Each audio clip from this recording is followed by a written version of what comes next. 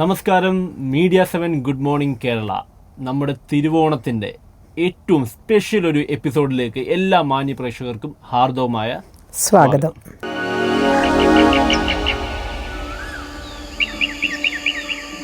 അങ്ങനെ ഒരു തിരുവോണ നാൾ കൂടി നമ്മെ തേടിയെത്തിയിരിക്കുകയാണ്. മലയാളികളുടെ ഏറ്റവും വലിയ ആഘോഷം അല്ലേ?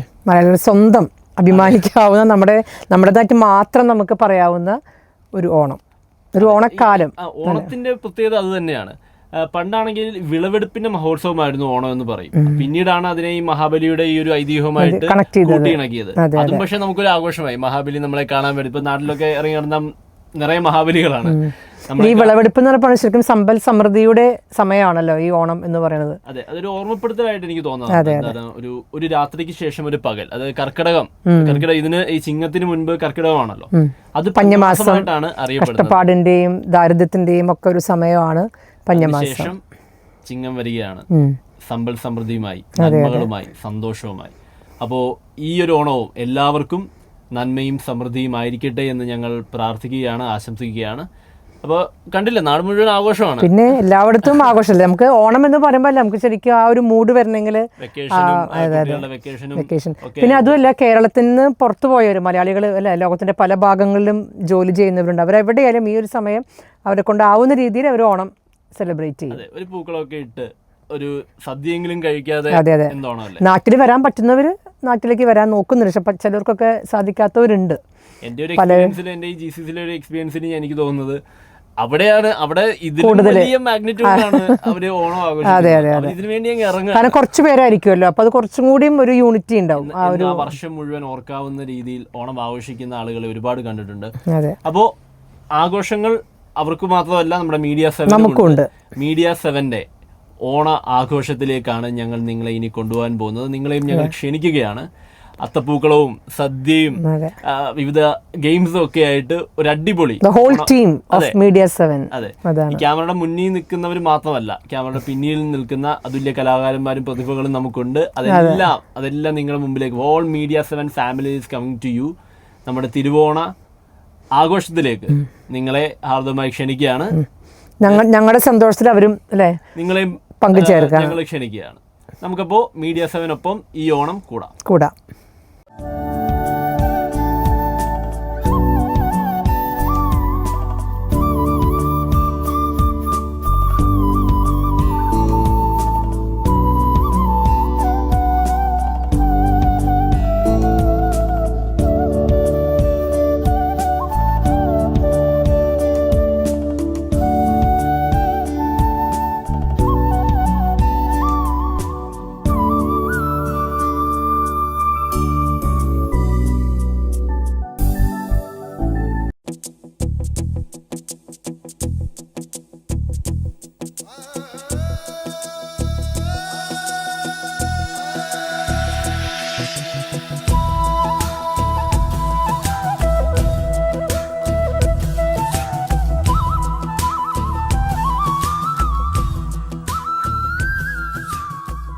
എല്ലാവർക്കും ഓണാശംസകൾ. Happy Onam sir. സമൃദ്ധിയുടെയും എനിക്കൊരു പവർ കുറവാണ്. അപ്പോൾ നമ്മുടെ ആദ്യത്തെ ഓണമാണ് മീഡിയ 7ന്റെ. വളരെ സന്തോഷമുണ്ട്. നിങ്ങളെല്ലാം അടുത്ത ഓണത്തിനും എനിക്ക് കാണണം. എല്ലാവർക്കും വളരെ സന്തോഷം നിറഞ്ഞ ഒരു ഓണം ആശംസിക്കാം.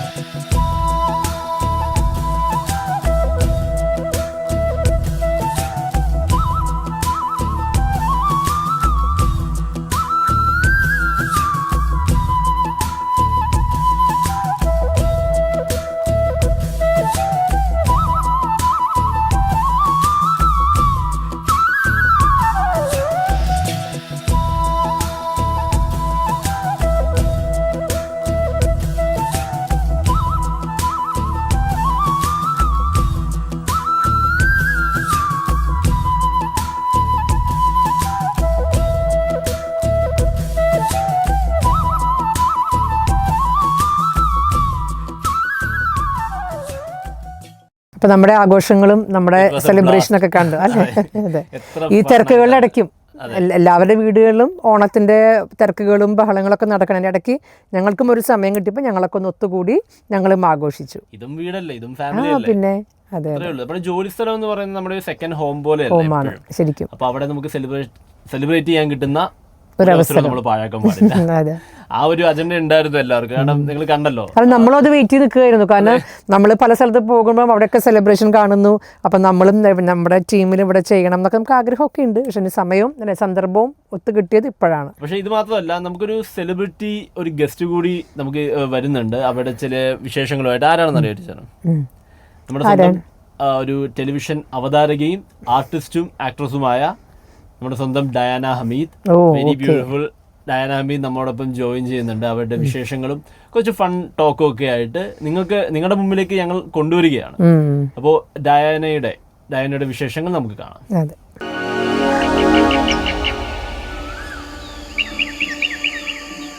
ഇന്ന് നമ്മുടെ കൂടെയുള്ള അതിഥി ഒരു ആങ്കറാണ്, മോഡലാണ്, ആക്ട്രസ്സാണ്. സോ അതിലുപരി പ്രേക്ഷക പ്രീതി ഒരുപാട് നേടിയ സ്റ്റാർ മാജിക്കിലൂടെ എല്ലാവർക്കും സുപരിചിതയായ ഡയാന ഹമീദാണ്. Hi, welcome. Hello, hi. എന്തൊക്കെയുണ്ട് വിശേഷങ്ങൾ? ഈ ഇടയ്ക്കല്ലേ നിക്കാഹൊക്കെ കഴിഞ്ഞത്? നിക്കാഹ് അടുത്തായിരുന്നു. എങ്ങനെയുണ്ട് ബിഫോറും ആഫ്റ്ററും? എങ്ങനെയുണ്ട് ലൈഫ്? ബിഫോറും ആഫ്റ്ററും പ്രത്യേകിച്ചൊരു മാറ്റമൊന്നും എനിക്ക് തോന്നുന്നില്ല. ഹാപ്പി ആയിട്ട് പോകുന്നു. അമീൻ മടത്തിൽ നിന്നാണ് ഹസ്ബൻഡിൻ്റെ പേര്. ആളും നമ്മുടെ സെയിം മേഖല തന്നെയാണ്, ആക്ടറും ആങ്കറും ഒക്കെയാണ്. സെയിം ഫീൽഡ് ആയതുകൊണ്ട് കുറച്ചുകൂടെ സപ്പോർട്ടീവ് ആണ്. ബിക്കോസ് അവർക്ക് മനസ്സിലാകുമല്ലോ ജോലി എങ്ങനെയാണ് എന്താണ്.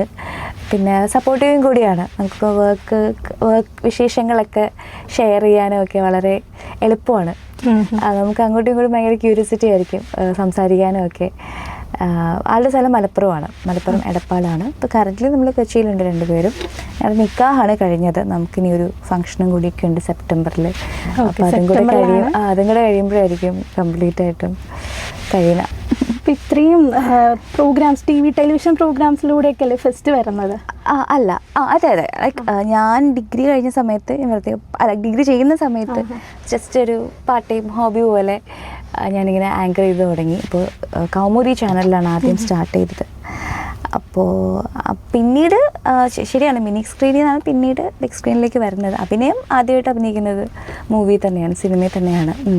അപ്പോൾ ഈ സ്റ്റാർ മാജിക്കിൽ വന്നതിന് ശേഷമല്ലേ ഒരുപാട് റെക്കഗ്നൈസ് ചെയ്ത് തുടങ്ങിയത് ആളുകൾ? ശരിയാണ്. അവിടെ ആയിരിക്കും എനിക്ക് തോന്നുന്നു ആ ഒരു, ഇപ്പോൾ സ്റ്റാർ മാജിക് കഴിഞ്ഞു, അപ്പം അത് മിസ് ചെയ്യുന്നുണ്ടോ? അവിടെ ഒരുപാട് മെമ്മറീസ് ഒക്കെ ഉണ്ടാവുമല്ലോ. പിന്നെ തീർച്ചയായിട്ടും ഇപ്പോൾ സിനിമയിൽ വർക്ക് ചെയ്തു, ഇത്ര മൂവീസ് ചെയ്തു എന്ന് പറയുന്നതിൽ കാര്യമില്ല. കാരണം കൂടുതൽ ഏറെക്കുറെ മലയാളികൾക്ക് തന്നെ റെക്കഗ്നൈസ് ചെയ്യാൻ പറ്റുന്നത് സ്റ്റാർ മാജിക്കിലൂടെയാണ്. പിന്നെ ഏകദേശം ഒരു 7 വർഷത്തോളം ആ പ്രോഗ്രാം ടെലികാസ്റ്റ് ചെയ്യപ്പെട്ടു. അതിൽ 5 വർഷത്തോളം ഞാൻ ജോയിൻ ചെയ്തതിന് ശേഷം തന്നെ 5 വർഷത്തോളം എനിക്ക് അതിൽ ഭാഗമാകാൻ പറ്റിയിട്ടുണ്ട്. പിന്നെ ഇപ്പോൾ ശരിക്കും മിസ് ചെയ്യുന്നുണ്ട്. പ്രേക്ഷകരും പല സ്ഥലങ്ങളിലും പോകുമ്പോഴത്തേക്ക് ഇങ്ങനെ ചോദിക്കും, റീസ്റ്റാർട്ട് ചെയ്യുമോ, എന്ത് പറ്റി, നിർത്താൻ കാരണം എന്ത് പറ്റി എന്നൊക്കെ വളരെ ക്യൂരിയസ് ആയിട്ട് ചോദിക്കാറുണ്ട്. മാജിക്കിനെ പറ്റി കേൾക്കുമ്പോൾ എപ്പോഴും ചോദിക്കും, അതിൽ ഈ ചാട്ടവാർ അടിയുന്നൊരു അത് ശരിക്കും വേദനിക്കോ? അത് ഒരു ട്രേഡ് സീക്രട്ടാണ്. ശരിക്കും ഉണ്ടോ അങ്ങനെ ഒരു സീക്രട്ട് നമ്മളടുത്ത് പറയത്തില്ല. ചെറിയ ഇതിനൊക്കെ ഉണ്ട്. പക്ഷെ എന്താ കാര്യം എന്ന് വെച്ചാൽ ഇതെല്ലാവർക്കും ഭയങ്കര ഇഷ്ടമായിരുന്നു. അതായത് വ്യൂവേഴ്സിന് ഭയങ്കര ഇഷ്ടമായിരുന്നു. നമ്മളതിങ്ങനെ കാണാൻ ഞങ്ങൾക്ക് വലിയ താല്പര്യമില്ല in the sense fun actually. പക്ഷെ ഞങ്ങളെക്കാളുപരി ആ ഒരു സെഗ്മെൻറ്റ് ഓഡിയൻസ് വ്യൂവേഴ്സിന് ഭയങ്കര താല്പര്യമായിരുന്നു. അപ്പോൾ ഇവർ നമ്മുടെ ഷോ ഡയറക്ടേഴ്സും സ്ക്രിപ്റ്റ് റൈറ്റേഴ്സും അത് ഇവരുടെ ഒരു ആവശ്യത്തിനനുസരിച്ചായിരുന്നു അത് ടെലികാസ്റ്റ് ചെയ്തുകൊണ്ടിരുന്നത്.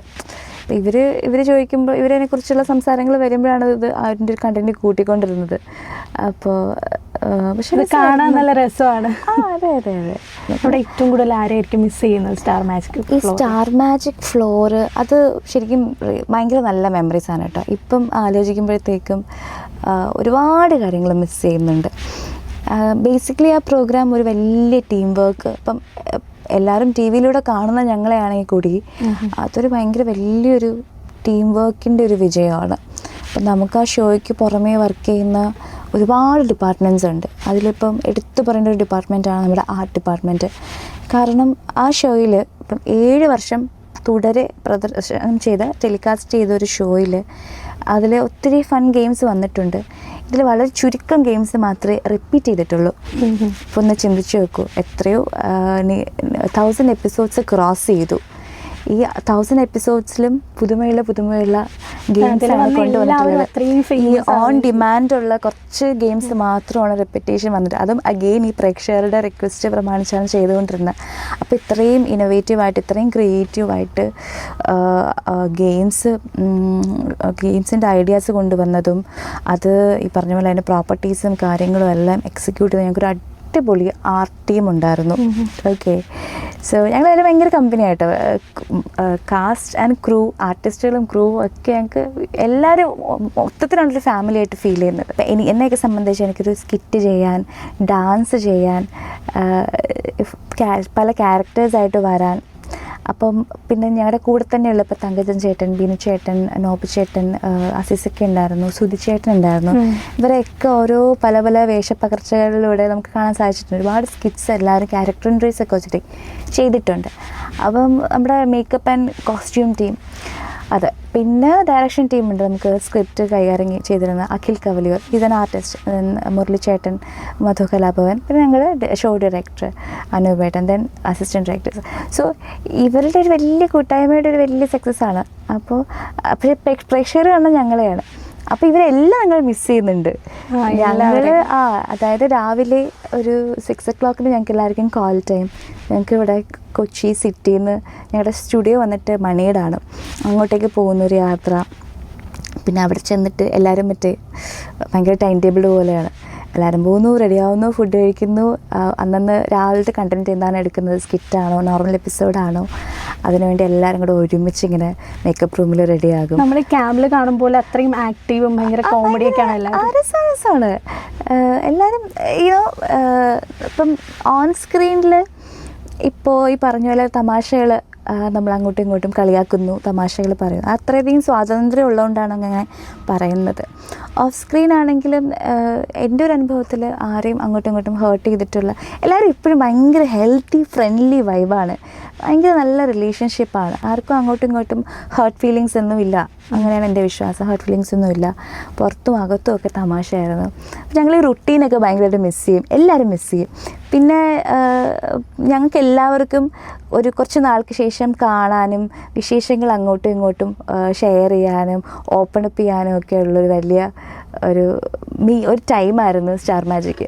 ബിക്കോസ് ഞങ്ങൾ എല്ലാവരും പല പല മേഖലയിൽ ഇപ്പോൾ സീരിയൽസ് ചെയ്യുന്നവരുണ്ട്, സോഷ്യൽ മീഡിയയിൽ ആക്റ്റീവായിട്ടുള്ളവരുണ്ട്, സിനിമ ചെയ്യുന്നവരുണ്ട്. ഞങ്ങളൊരു ഇതിൽ നിന്നൊക്കെ മാറി വന്ന് ഞങ്ങളൊരു ഫാമിലി ആയിട്ട് ഞങ്ങൾ അവിടെ ഇരുന്നിട്ട് ഇങ്ങനെ തമാശയിൽ മേക്കപ്പ് ചെയ്യുമ്പോഴൊക്കെ ഓരോ കാര്യങ്ങൾ വിശേഷങ്ങളൊക്കെ ഇങ്ങനെ പറഞ്ഞ് അങ്ങനെയൊക്കെ ഒരുപാട് എല്ലാം മിസ്സിങ് ആണ് ശരിക്കും. ഇനി ഇത് വരാൻ ചാൻസ് ഉണ്ടോ? ഇനി വീണ്ടും അത് അറിയില്ല, അത് ഞങ്ങൾക്ക് പറയാൻ പറ്റില്ല. കാരണം ആഗ്രഹമുണ്ടോ? വരണമെന്ന് ആഗ്രഹമൊക്കെ ഉണ്ട്, തീർച്ചയായിട്ടും ഉണ്ട്. ദാറ്റ് ഡിപ്പെൻസ് ഓൺ വ്യൂവേഴ്സ്, എല്ലാവരുടെ ഒരു ഒപ്പീനിയൻ എടുത്തിട്ടായിരിക്കും ഇൻ കേസ് വരുന്നുണ്ടെങ്കിൽ. പക്ഷേ ഞങ്ങൾക്ക് പേഴ്സണൽ എല്ലാവർക്കും ഭയങ്കര താല്പര്യമുണ്ട്. ഞങ്ങൾ ഇടയ്ക്കൊക്കെ ഇപ്പം കൂടാറുണ്ട്. ഇൻ ദ സെൻസ് ഞങ്ങളിങ്ങനെ ആരെങ്കിലും ഫംഗ്ഷൻ, ഇപ്പം എൻ്റെ കല്യാണം അല്ലെങ്കിൽ ഇതുപോലെ ഞങ്ങളുടെ ഇപ്പോൾ ഒരു കൊളീഗിൻ്റെ ഒരു ഫംഗ്ഷൻ ഉണ്ടായിരുന്നു, കല്യാണം ഉണ്ടായിരുന്നു. അപ്പോൾ അപ്പോഴൊക്കെ ഇങ്ങനെ കണ്ടപ്പോഴത്തേക്കും വിചാരിച്ചു ശരിക്കും മിസ് ചെയ്യുന്നുണ്ട്. നമുക്ക് ഇടയ്ക്കൊക്കെ വന്നെന്ന് നമുക്ക് കുറേ നമ്മുടെ ബോണ്ടിങ്ങും അതനുസരിച്ച് ശരിക്കും കൂടുന്നുണ്ടായിരുന്നു എല്ലാവരും തമ്മിൽ, ആർട്ടിസ്റ്റുകളൊക്കെ തമ്മിൽ. ഇപ്പോൾ എല്ലാവരും അങ്ങോട്ടും ഇങ്ങോട്ടും മിസ് ചെയ്യുന്നു. അങ്ങനെ കാണുന്നത് അങ്ങനെ പറ്റാറില്ല. ഈ ഫോൺ വഴിയുള്ള വല്ലപ്പോഴുമുള്ള സംസാരം, അല്ലെങ്കിൽ പിന്നെ ഇവർ സോഷ്യൽ മീഡിയയിൽ ഇവരുടെ വിശേഷങ്ങൾ നമ്മൾ കാണുന്നു, അത്രയ്ക്ക് ഇപ്പോൾ പറ്റുന്നുള്ളൂ ശരിക്കും. അതിൽ കൂടുതൽ വേണം എന്ന ആഗ്രഹമുണ്ട്, പക്ഷേ കഴിയുന്നില്ല.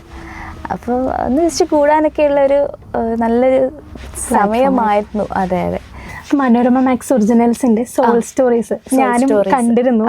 നല്ലൊരു ഡിഫറെന്റ് ത്രെഡ് വളരെ നന്നായിട്ട് തന്നെ എടുത്തിട്ടുമുണ്ട്. എനിക്ക് ഒത്തിരി ഇഷ്ടപ്പെട്ട അതിൽ ആക്ടിങ് ചെയ്തിരിക്കുന്ന രണ്ടുപേരും, ഒരാളുകൂടി ഉണ്ട് ആളുടെ ഗോപിക മഞ്ജുഷ. അപ്പൊ രണ്ടുപേരും അത്രയും നന്നായിട്ട് അത് ചെയ്തിട്ടുണ്ട്. ഒരു ഡിഫറെന്റ് ത്രെഡ് ആയിട്ടുള്ള ഒരു കാര്യമാണ്.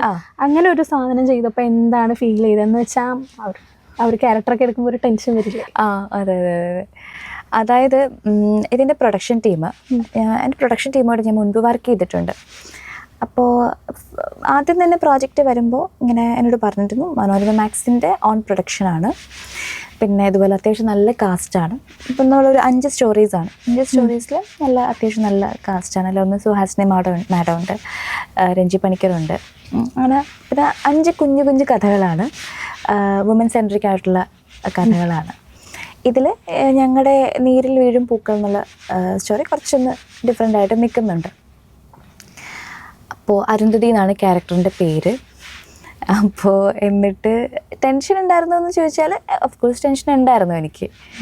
ഞാനപ്പോൾ ചിന്തിച്ചത് നല്ലൊരു ടീമിൻ്റെ കൂടെ, നമുക്ക് നല്ലൊരു ടെക്നിക്കൽ ടീമിൻ്റെ കൂടെയും നല്ലൊരു പ്രോജക്റ്റിൻ്റെ ഒക്കെ ഭാഗമാകുക എന്ന് പറയുന്നത് നമുക്ക് എപ്പോഴും കിട്ടി എന്ന് വരുന്നൊരു ചാൻസ് അല്ല, അവസരമല്ല. ഇവിടുത്തെ ഒരു കോമഡി എന്താണെന്ന് വെച്ചാൽ എല്ലാവരും ഈ ഇൻസ്റ്റഗ്രാമിലും അല്ലെങ്കിൽ ഫേസ്ബുക്കിലും യൂട്യൂബിലൊക്കെ നമ്മുടെ സോൾ സ്റ്റോറീസിലും നമ്മുടെ ഈ ഒരു പർട്ടിക്കുലർ ഷോർട്ട് മൂവിയുടെ ചില ക്ലിപ്സ് കണ്ടിട്ട് അവർ ഭയങ്കര ജഡ്ജ് ചെയ്യും. അപ്പം ഇതിൽ എത്രത്തോളം ആൾക്കാരത് മുഴുവനായിട്ട് കണ്ടിട്ടുണ്ടെന്ന് എനിക്കറിയില്ല. അപ്പം വളരെ നല്ല ഡെപ്ത് ഉള്ളൊരു ക്യാരക്ടറാണ് അരുന്ധതി എന്ന് പറയുന്ന ഒരു വീട്ടമ്മയാണ്. അപ്പോൾ ഇവരുടെ ഭർത്താവിൽ നിന്ന് അവർക്ക് വേണ്ടത് അഫെക്ഷനാണ്, അവർക്ക് ഒരു സ്നേഹമാണ് വേണ്ടത്. ഓക്കെ, അങ്ങനെ അൺയൂഷ്വലായിട്ട് അവർക്കൊരു പെൺകുട്ടിയിൽ കുറച്ച് സ്നേഹം കിട്ടുന്നതായിട്ട് തോന്നുന്നു. അപ്പോൾ അതിലേക്ക് വീഴുന്നു. ഇതാണ് ആ കഥ.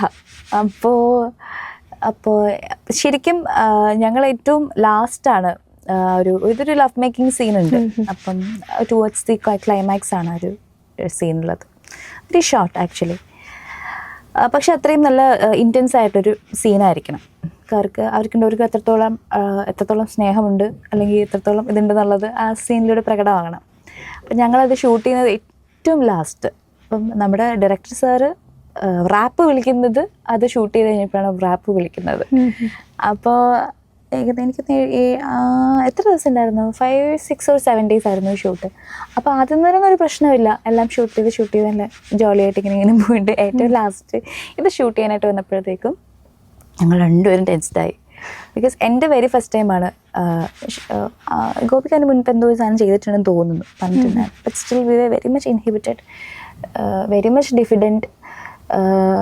സാറ് ലാസ്റ്റ് ഡയറക്ടർ സാർ ഞങ്ങളോടൊന്ന് പറഞ്ഞു, മക്കളെ എനിക്ക് നിങ്ങളോട് പറയുന്നതിൽ വളരെ വിഷമമുണ്ട്, ബുദ്ധിമുട്ടുണ്ട്. പക്ഷെ നമുക്കിത് നന്നായിട്ടിത് ചെയ്തില്ലെങ്കിൽ നമ്മൾ ഇതുവരെ ഷൂട്ട് ചെയ്തതൊക്കെ വെറുതെ ആയിപ്പോവും, നമ്മൾ ഇതിനൊരു സോളില്ലാണ്ടായി പോവും, ലൈഫില്ലാണ്ടായി പോവും. വൺ ലാസ്റ്റ് ടൈം നിങ്ങളൊന്ന്, പക്ഷേ ഇത് സെക്കൻഡ് ടൈം പറഞ്ഞായിരുന്നു, സോറി, ഫസ്റ്റ് ടൈം നിങ്ങൾ മൊത്തത്തിൽ കുളമാക്കി, കുളമാക്കിയിട്ട് ഭയങ്കര പ്രശ്നമായിരുന്നു. അപ്പോൾ ഇത് ജസ്റ്റ് ട്രൈ യുവർ ബെസ്റ്റ്, നിങ്ങൾ മാക്സിമം ഒന്ന് ശ്രമിച്ച് നോക്കും. എനിക്ക് വേറെ ഒന്നും നിങ്ങളോട് പറയാനില്ല, എനിക്കിങ്ങനെ വന്ന് പറയുന്നതിലും വളരെ ബുദ്ധിമുട്ടുണ്ട്. അപ്പോൾ സാർ ഇങ്ങനെ വന്ന് പറഞ്ഞപ്പോൾ ഞങ്ങൾ രണ്ടുപേരും വല്ലാണ്ടായിപ്പോയി. ഞങ്ങൾക്ക് സത്യം പറഞ്ഞാൽ എന്ത് ചെയ്യണമെന്ന് അറിയില്ല.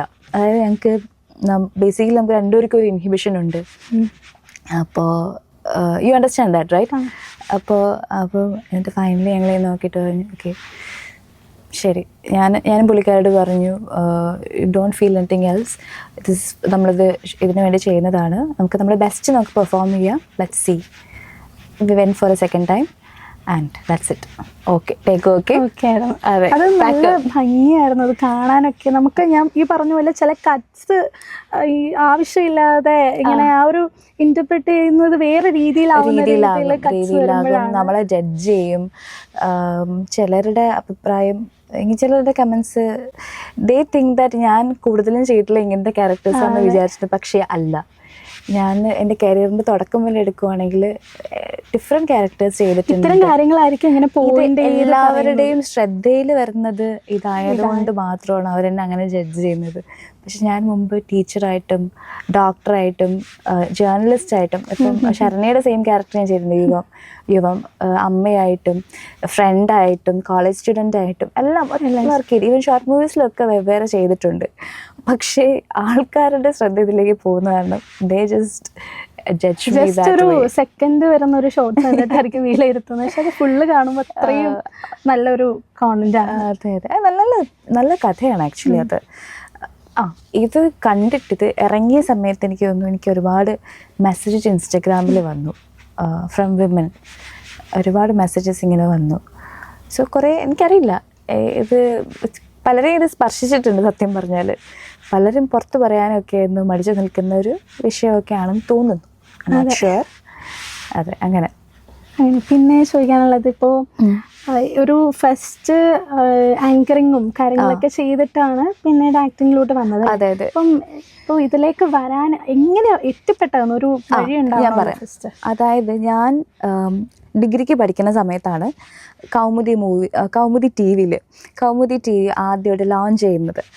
അപ്പോൾ ഞാനൊരു സ്ക്രീൻ ടെസ്റ്റൊക്കെ പോയി അറ്റൻഡ് ചെയ്തിട്ട് ഞാനതിലൊരു ഷോ ചെയ്ത് തുടങ്ങി. ഒന്നും അറിയത്തില്ല കേട്ടോ സമയത്ത്. ഭയങ്കരമായിട്ട് അരി പറക്കുന്ന ഒരു ആങ്കറായിരുന്നു ഞാൻ. പിന്നെ അപ്പോൾ നമുക്ക് സ്ക്രിപ്റ്റ് പഠിച്ച് പറഞ്ഞാൽ മതി. പക്ഷെ എന്നാലും വലിയ ബുദ്ധിമുട്ടായിരുന്നു ആദ്യമൊക്കെ. അപ്പോൾ കട്ട് ഷോട്ട്സ് എന്ന് പറഞ്ഞൊരു ഷോ ചെയ്തു. പിന്നീട് ഏകദേശം ഒരു വർഷം എടുത്തു ഈ ചാനൽ ലോഞ്ച് ചെയ്യാൻ. ആദ്യമേ പ്രീ ഷൂട്ടൊക്കെ ചെയ്തു വെച്ചു. 2012-13 എന്തോ ലോഞ്ചായി. സോ അന്ന് എനിക്കൊരു പ്രശ്നം ഉണ്ടായിരുന്നു. എൻ്റെ പല്ല് ഫ്രണ്ടിൽ നന്നായിട്ട് ഉന്തിയിട്ടുള്ള പല്ലായിരുന്നു. ഗ്യാപ്പ് ഉണ്ടായിരുന്നു. ഞാനിങ്ങനെ ആയിരുന്നില്ല, കാണാൻ കുറച്ച് ഡിഫറെൻ്റ് ആയിരുന്നു. അപ്പോൾ എനിക്ക് എന്നെ ഇങ്ങനെ കണ്ടപ്പോഴത്തേക്കും എനിക്ക് ഭയങ്കര സങ്കടം തോന്നി. കാരണം എനിക്കൊട്ടും കോൺഫിഡൻസ് തോന്നുന്നില്ല. എന്തോ ഒരു പ്രശ്നമുണ്ട്. സംസാരിക്കാനൊക്കെ ഞാൻ തന്നെ ഇങ്ങനെ ഭയങ്കരമായിട്ട് എന്നെ റെസ്ട്രിക്റ്റ് ചെയ്യുന്നതായിട്ടൊക്കെ എനിക്ക് തോന്നി. സോ ഒരു 2015 ഒക്കെ ആയപ്പോഴത്തേക്കും എനിക്ക് ക്യാമ്പസ് സെലക്ഷൻ ഉണ്ടായിരുന്നു ഡിഗ്രി ചെയ്യുന്ന സമയത്ത്. So I got placed. അപ്പോൾ ജോലിക്കൊക്കെ കയറി സാലറി കിട്ടിയപ്പോഴത്തേക്കും ഞാൻ പോയി ബ്രേസസ് ഒക്കെ ഇട്ടു. 2015 ഒക്കെ കഴിയാറായപ്പോഴത്തേക്കും ഐ വാസ് ബാക്ക് മീൻസ് വീണ്ടും എനിക്ക് എന്നെ സാലു എന്ന് പറഞ്ഞൊരു പ്രൊഡ്യൂസറായിരുന്നു. വീണ്ടും കൗമുദിയിൽ ഞാൻ ഷോ ചെയ്ത് തുടങ്ങി. ഡിഗ്രി കഴിഞ്ഞ് നിൽക്കുന്ന സമയമാണ്. ഞാനിപ്പം സ്കിൽ ഡെവലപ്മെൻറ്റ് എക്സിക്യൂട്ടീവ് എന്നുള്ളൊരു പോസ്റ്റ് കമ്മ്യൂണിക്കേഷൻ സ്കിൽ ട്രെയിനറായിട്ട് വർക്ക് ചെയ്യുന്നു ഒരു ഗവൺമെൻറ് പ്രോജക്റ്റിന് വേണ്ടിയിട്ട്. അപ്പോൾ എനിക്ക് ഒരുപാട് ഫ്രീ ടൈം ഉണ്ടായിരുന്നു. അപ്പോൾ ഞാൻ വിചാരിച്ചു ഓക്കെ ഈ പരിപാടി കൊള്ളാമല്ലോ, ആങ്കറിങ് ഒക്കെ ഒന്ന് കണ്ടിന്യൂ ചെയ്യാമെന്ന് വിചാരിച്ചു. അപ്പം ചാനൽസിൽ ആങ്കർ ചെയ്യുന്ന സമയത്തിന് ഞാൻ വിചാരിച്ചു കൊള്ളാമല്ലോ, പാർട്ട് ടൈം ആയിട്ട് ഇതൊന്ന് കണ്ടിന്യൂ ചെയ്യാം. അങ്ങനെ ഞാൻ ഇവൻറ്റ്സ് ഒക്കെ ആങ്കർ ചെയ്ത് തുടങ്ങി. MC ആയിട്ട് വർക്ക് ചെയ്ത് തുടങ്ങി. പിന്നെ ഒരു 2016-17 ഒക്കെ ആയപ്പോഴത്തേക്കും ഞാൻ വേണി എന്ന് പറയുന്ന ഒരു മ്യൂസിക് ആൽബത്തിൽ വർക്ക് ചെയ്തു. ഞങ്ങളുടെ കൗമുദിയിലെ തന്നെ ടീമാണ്. ഇപ്പം നിങ്ങളെപ്പോലെ ടീമായിരുന്നു. ക്യാമറ, ഡയറക്ഷൻ, എഡിറ്റർ ടീം, അവർ കുറച്ച് കളറിസ്റ്റ് അവരെല്ലാവരും കൂടെ ചേർന്ന് ഒരു കുഞ്ഞ് ഷോർട്ട് ആൽബം ഷൂട്ട് ചെയ്തു. അപ്പോൾ അതിൽ ശ്യാം ചേട്ടനായിരുന്നു എൻ്റെ കൂടെ അഭിനയിച്ചത്. ഇപ്പോഴത്തെ നമ്മുടെ പ്രേമലുവിലെ മറ്റേ ഇല്ലേ പുള്ളി. അപ്പോൾ വേണി കഴിഞ്ഞപ്പോഴത്തേക്കും എനിക്ക് ടോം ഇമ്മട്ടിയുടെ ഗാംബ്ലർ എന്നുള്ള മൂവിയിലേക്ക് ഇങ്ങനൊരു നല്ലൊരു ഓഫർ വന്നു. സോ അതിന് മുൻപും സീരിയൽസിൻ്റെ ഓഫർ, നമ്മൾ സ്വാഭാവികമായിട്ടും ആങ്കറിങ് ഒക്കെ കൊണ്ട് നടക്കുന്ന കാരണം നമുക്ക് ഇങ്ങനത്തെ ചാൻസസ് വരാനുള്ള ചാൻസ് കൂടുതലാണ്. സീരിയൽസിൽ നിന്നൊക്കെ വന്നിട്ടുണ്ടായിരുന്നു. അപ്പോൾ എനിക്കന്ന് ഭയങ്കര ഒരു ഇൻഹിബിഷനായിരുന്നു.